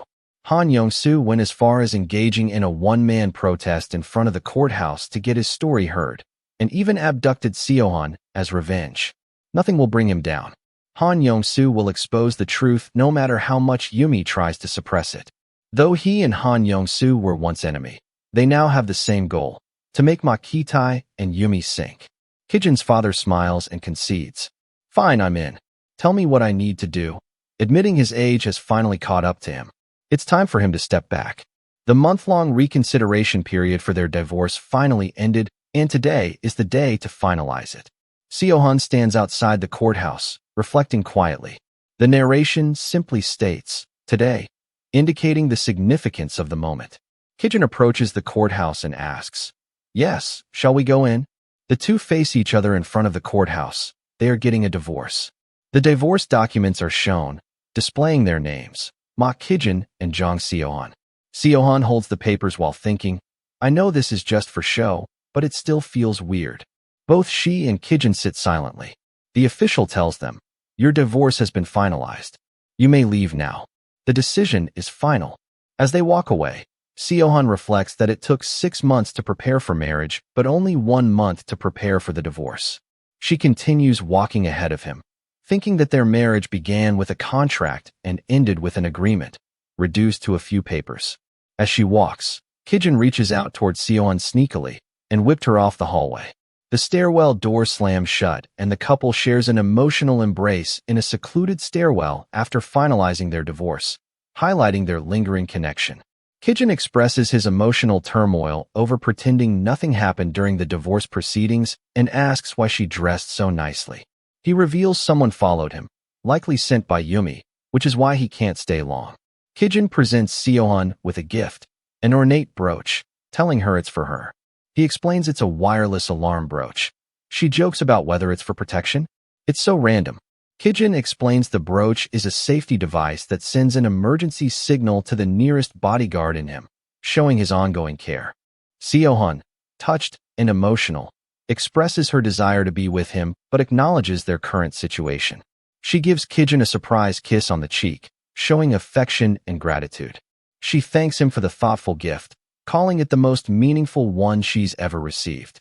Kijin softly says her name in return and then kisses her. They share a heartfelt kiss. Kijin tells Seohan to wait for him and promises to prepare the most amazing proposal, asking her not to go anywhere.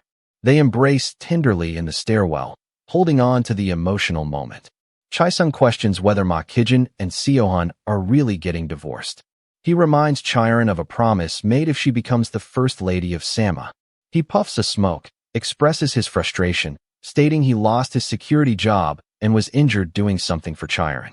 She turns around angrily and arrogantly declares she has Ma Kijin under control and that he's signing the divorce papers today.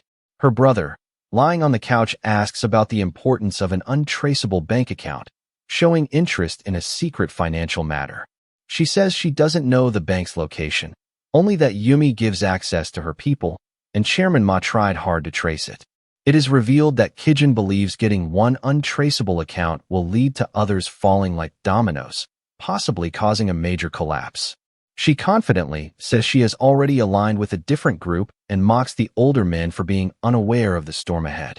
She turned to her brother and added, "But more importantly, I need to ask you for another favor." He replies, "What is it?" Chiron looks calmly but coldly asks, "Can you take care of Jong Seohan before Kijin and I marry?" Startled and holding a cigarette, he responds with hesitation, "Are you?" An ominous thought bubble as he finishes the thought. "Suggesting that I kill her?" Chiron angrily explains that Jong Seohan took Kijin away from her while she was in a coma, implying betrayal and emotional turmoil. Chiron is shocked by her request, questioning her sanity and expressing disbelief that she's truly his sister, concerned that she might be leading him to jail. She scoffs at his reaction, wondering if he's finally realizing how twisted things have become. She reflects darkly on her resentment, stating she has always wanted both Song Chizung and Jong Seohan out of her life, viewing her brother as a leech. She tempts him with money, promising a huge payout if he agrees to her plan, while he reminds her she's not even married yet. She receives a phone call and answers professionally as Song Chiron, shifting the scene's mood as the man looks alarmed. She agrees to attend a meeting, even if it means making time she doesn't have. She warns him she's going out for a meeting. He smells and should shower if he doesn't want to be kicked out, asserting dominance as she prepares to leave. At a luxury high-scraper building, Chiron arrives at a luxurious rooftop restaurant, reflecting on how expensive it is and how hard she worked to reach this point. She reveals her struggles, studying hard, paying off her mother's gambling debts, and supporting her brother, emphasizing her resilience and drive to escape her past. She even ended up acting as a spy in the end. She decides it's time to move on from the past, mentally preparing herself while standing in an elevator. With determination in her eyes, she affirms to herself that Ma Kijin is my lifeboat, expressing her emotional reliance on him. Chiron arrives at Ma Kijin's location, announcing herself as she steps into a room where he's waiting. Ma Kijin calmly tells her to have a seat. He observes that she looks thinner, to which she replies she's been struggling to sleep and has had a lot on her mind recently. He teases, saying she should have called him so he could have taken her for a ride. Caught off guard, she blushes at his offer. She thanks him for the flowers he sent every day. He explains he did it instead of calling, as he wanted to try to make their relationship work. Chiron nervously fidgets with her hands and asks, "How's your memory?" Ma Kijin answers that her presence feels familiar to him, especially now that they are facing each other like this. Ma Kijin smiles gently and says he doesn't care if his memory never comes back, because his life will move on with her always by his side. The woman blushes and looks touched as Ma Kijin asks for reassurance about her staying by his side. She responds warmly, affirming she will never leave him and has always wanted to be with him. A close-up shows him handing over the finalized divorce papers, stating, "Here's the document I promised." Holding the document, she cheerfully confirms, "You divorced her to be with me, right?" She thought, "This will finally be the end of my one-sided crush." She expresses deep emotional satisfaction, saying she waited a long time for this moment and feels like she's finally arrived after enduring much. She excitedly mentions she has something for him too and starts searching through her bag. She pulls out a note containing a Swiss HBC bank account number and asks if it's enough, though she doesn't know the password yet. Ma Kijin internally confirms that the account is legitimate because it starts with the VVIP-only number, 5468, thinking to himself, "This is it." Ma Kijin makes a phone call to Mr. On and instructs him to check the message he just sent. Mr. On confirms the account is authentic and still active. He assures Ma Kijin that they can find something valuable if they dig deeper. Song Chiron expresses relief that she could be of help to Ma Kijin. Kijin suggests they should get going. Confused, she asked, "Already? We haven't even had our main course yet." Ma Kijin abruptly stands and insists they act immediately, emphasizing they've struck gold and can't waste time. Chiron reassures herself that once they're married, she can have all the luxuries she wants, such as steak. She cheerfully supports Kijin and encourages him to defeat Yumi, showing her enthusiastic approval. Ma Kijin reflects internally that while Chiron claimed to love him, her greedy eyes betray her true intentions. Kijin continues thinking to himself, believing everything is now falling back into place. News broadcasts report rumors surrounding Sama Corporation, including its link to the Yakuza and a recent crane collapse. The media identifies Takashi Yumi, the president of Sama Department Store, as the person behind the incidents, shocking the public. The reporter exposes Takashi Yumi's background, revealing she's the wife of Chairman Ma Jinchul's nephew and from a Yakuza-linked immigrant family. Takashi Yumi, surrounded by flashing cameras, angrily resists arrest, insisting she can walk on her own. Media coverage intensifies, exposing a massive slush fund just before the board meeting and rebranding a tragic crane collapse as a scandal tied to the Yakuza. 5 days after the slush fund scandal came to light, Yumi is officially arrested. Chairman Ma Jinchul addresses the public, introducing himself and preparing to make an official statement.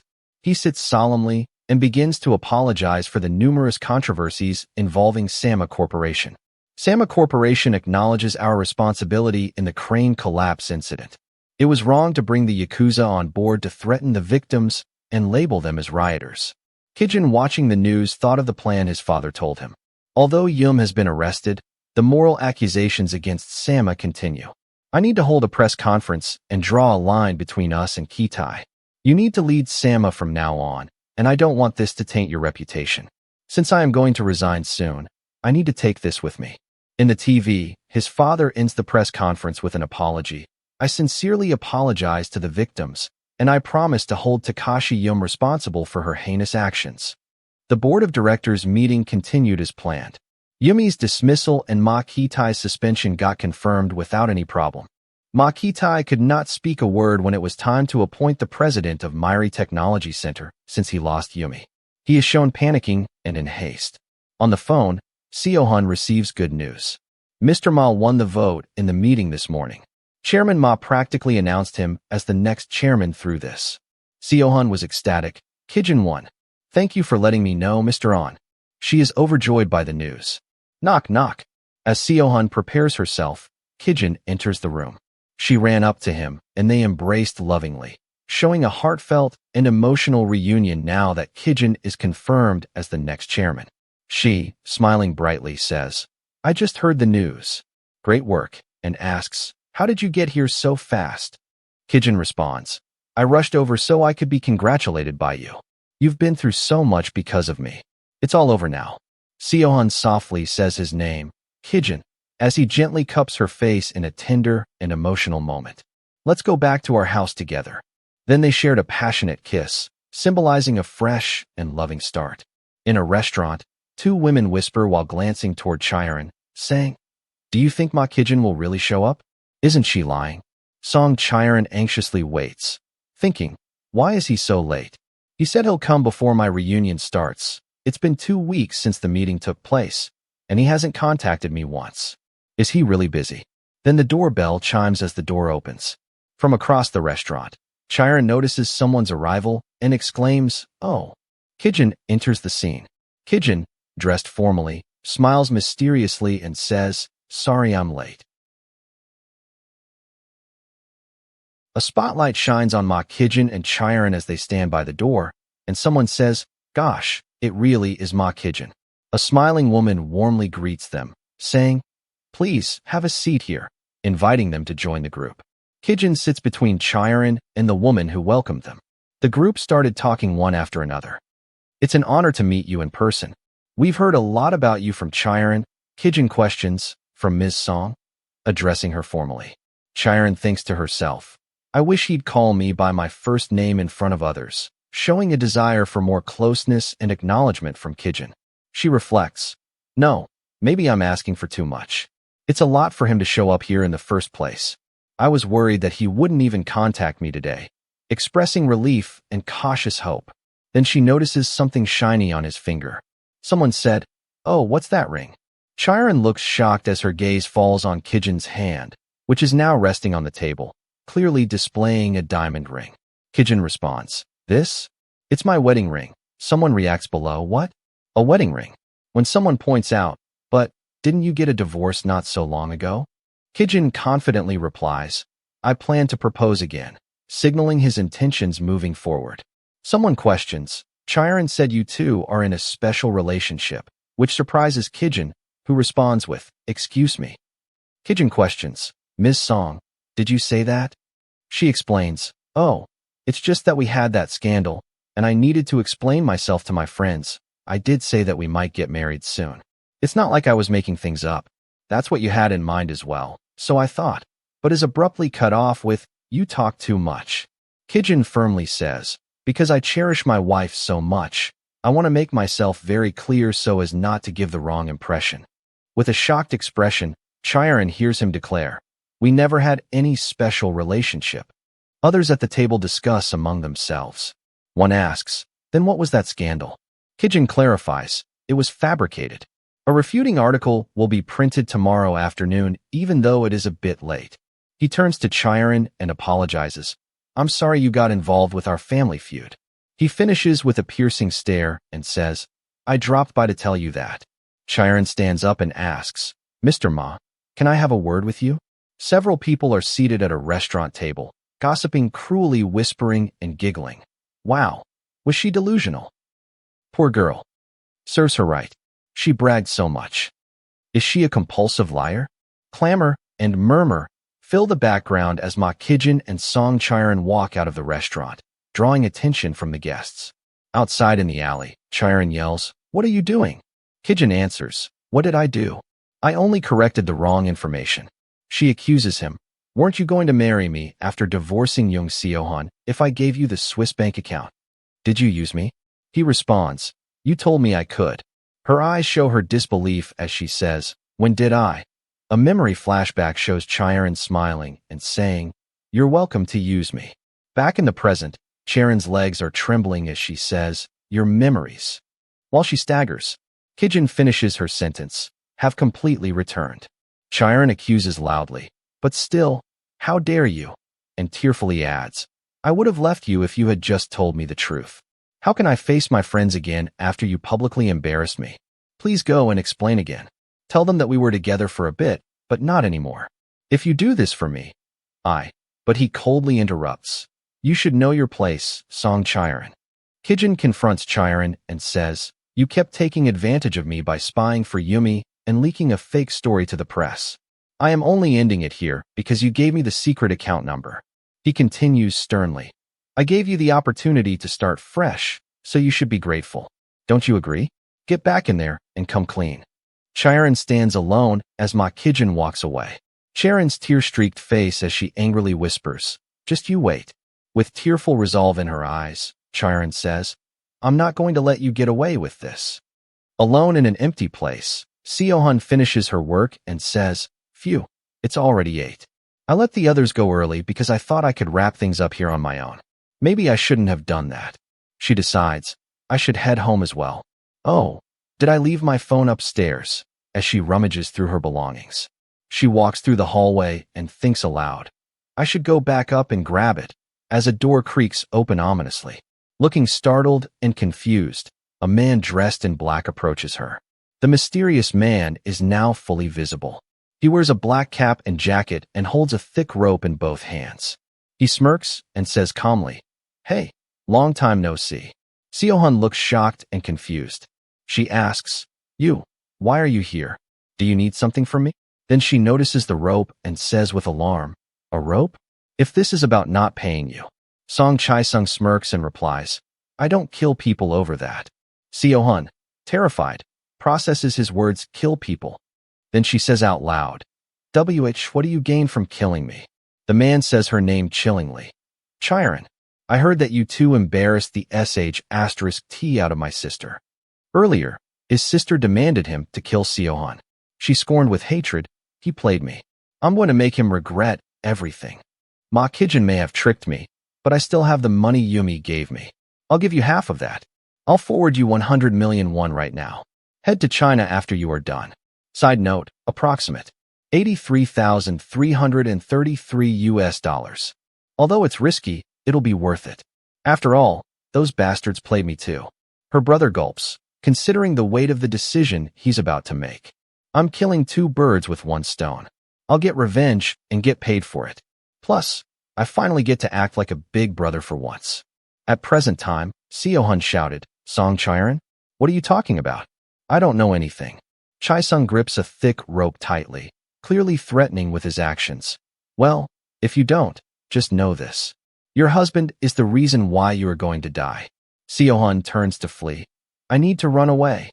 Chae-sung begins pursuit as Seohun runs at full speed down a corridor. "Stop right there." Seohun panics while fleeing. "What do I do? I'm dead if he catches me. What should I?"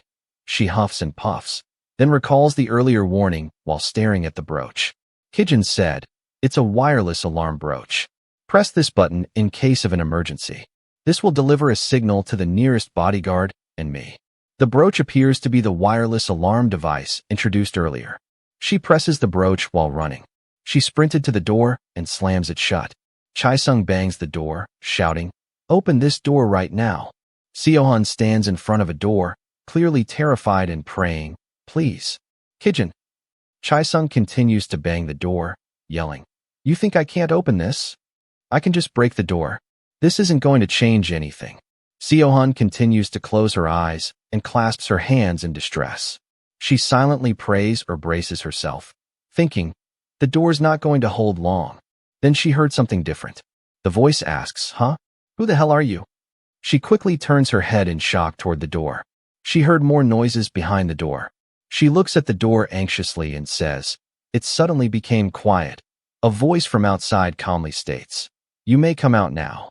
The woman looks visibly startled. This sounds like... The woman thinks to herself while walking cautiously. This sounds like no one that I know. Who could it be? She listens and hears reassuring words from outside. "We are the security guards of the building. We have apprehended the culprit. You can come out now." She peeks out the door and is greeted by 2 uniformed guards. The guard asks, "Are you all right?" Seohun answers, "Yes, I'm fine." She steps out and sees Chae-sung being restrained by security. Chae-sung shouted, "Let me go, damn it." The guard restrains him. "Stay still." He looks angry while being held by a guard. Seohun looks directly at Chae-sung with disbelief and hurt. "Song Chae-sung, I can't believe you really tried to kill me." Is that her shocked eyes as she sees something unexpected? She sees Kijin, who appears injured and is holding his bleeding arm. "Kijin." Kijin runs toward her, concerned. She asks, "Kijin, what happened? Are you all right?" Instead of answering her, he asks with concern, "Are you okay, Seohun? Are you hurt anywhere?" Kijin stops in front of her, visibly worried, checking her condition. Seohan looks at Kijin in concern and says, I'm okay, but you're hurt. What happened? A security guard explains from a distance. Although he planned to attack you with that rope, I guess he came with a knife in case things did not go his way. The security guard recounts the fight, saying, It seems Mr. Ma was injured while trying to subdue him by himself before we arrived. The guard continues, praising Kijin's effort. He still had him restrained until we came. It's amazing. We called 119, so the police and an ambulance will be here soon. Seohan, visibly emotional, softly says, Kijin. Kijin starts to walk off despite his injury, but Seohan pleads, No, Kijin, don't move. He replies, I need to finish something. Just wait for me here.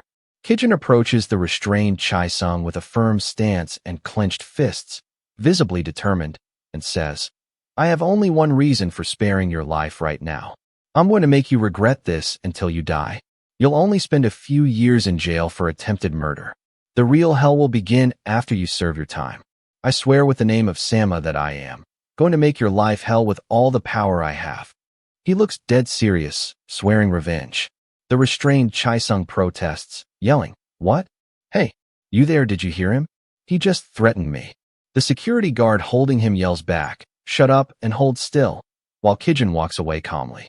Kijin, now calm, approaches Seohan and says, Everything's fine now. You must have been so shocked, Seohan.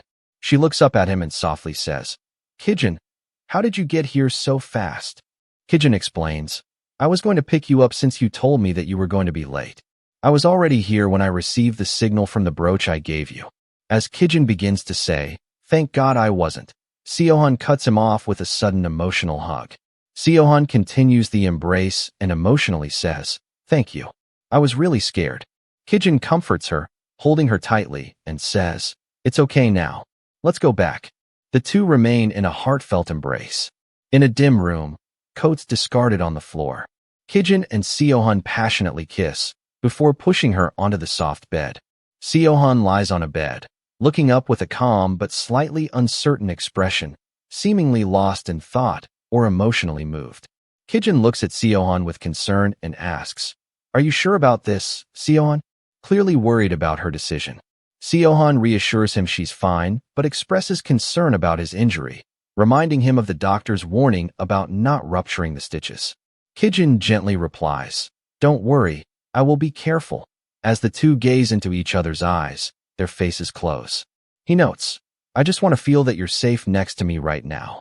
The two share a tender kiss, eyes closed, clearly lost in the moment and comfort of one another. Major news published in the media. Content stated, There was a lot of media coverage about Song Chizung's attempted murder after he was arrested. The scandal is explained in more detail. There were rumors of a love triangle between Song Chiron, Kijin, and the narrator. It's revealed that Song Chiron was the one who leaked the story to the tabloid, and the scandal is framed as her fraudulent act. Their remarriage also helped put an end to the rumors. Sama Corp began to stabilize at a fast rate. Sama Construction's stock price soared after merging with Zaha Construction. This success helped cover previous losses and demonstrated Kijin's competence as the new chairman. Takashi Yumi and Song Chizung were sentenced to prison. Song Chiron escaped legal consequences but was effectively blacklisted from the industry. Seohan reveals that her father lost the general election, marking the end of his political career. In a quiet meeting, her father solemnly apologizes to his ex-wife as they sit across from each other on a pair of sofas. They settle their unfinished business. Her father promised to take care of her mother for the rest of his life. As for her, under the grand mansion, Seohan stands in a wedding dress, holding a bouquet, radiating joy and peace as she prepares for her second marriage. Kijin is dressed in a tuxedo, standing confidently with a composed expression, ready for the ceremony. Kijin and Seohan exchange compliments. He tells her she's beautiful, and she replies that he looks great as well. Seohan smiles warmly and admits that although this is her second wedding, she feels even more nervous than during the first. Kijin smiles gently and says, Honestly, I feel the same, expressing that he shares her emotions. Reflecting on their past, we didn't realize our true feelings for each other even though we were close, showing a memory of the couple sharing time together. A tender moment between them. We misunderstood one another and walked on a painful path for a long time. A voice announces, "It's time for the bride and groom to enter." The bride responds with, "Okay," as they prepare for the ceremony. We now walk toward our new beginning after finally understanding each other. The bride and groom begin walking down the aisle together under a cascade of flower petals, glowing with light and joy.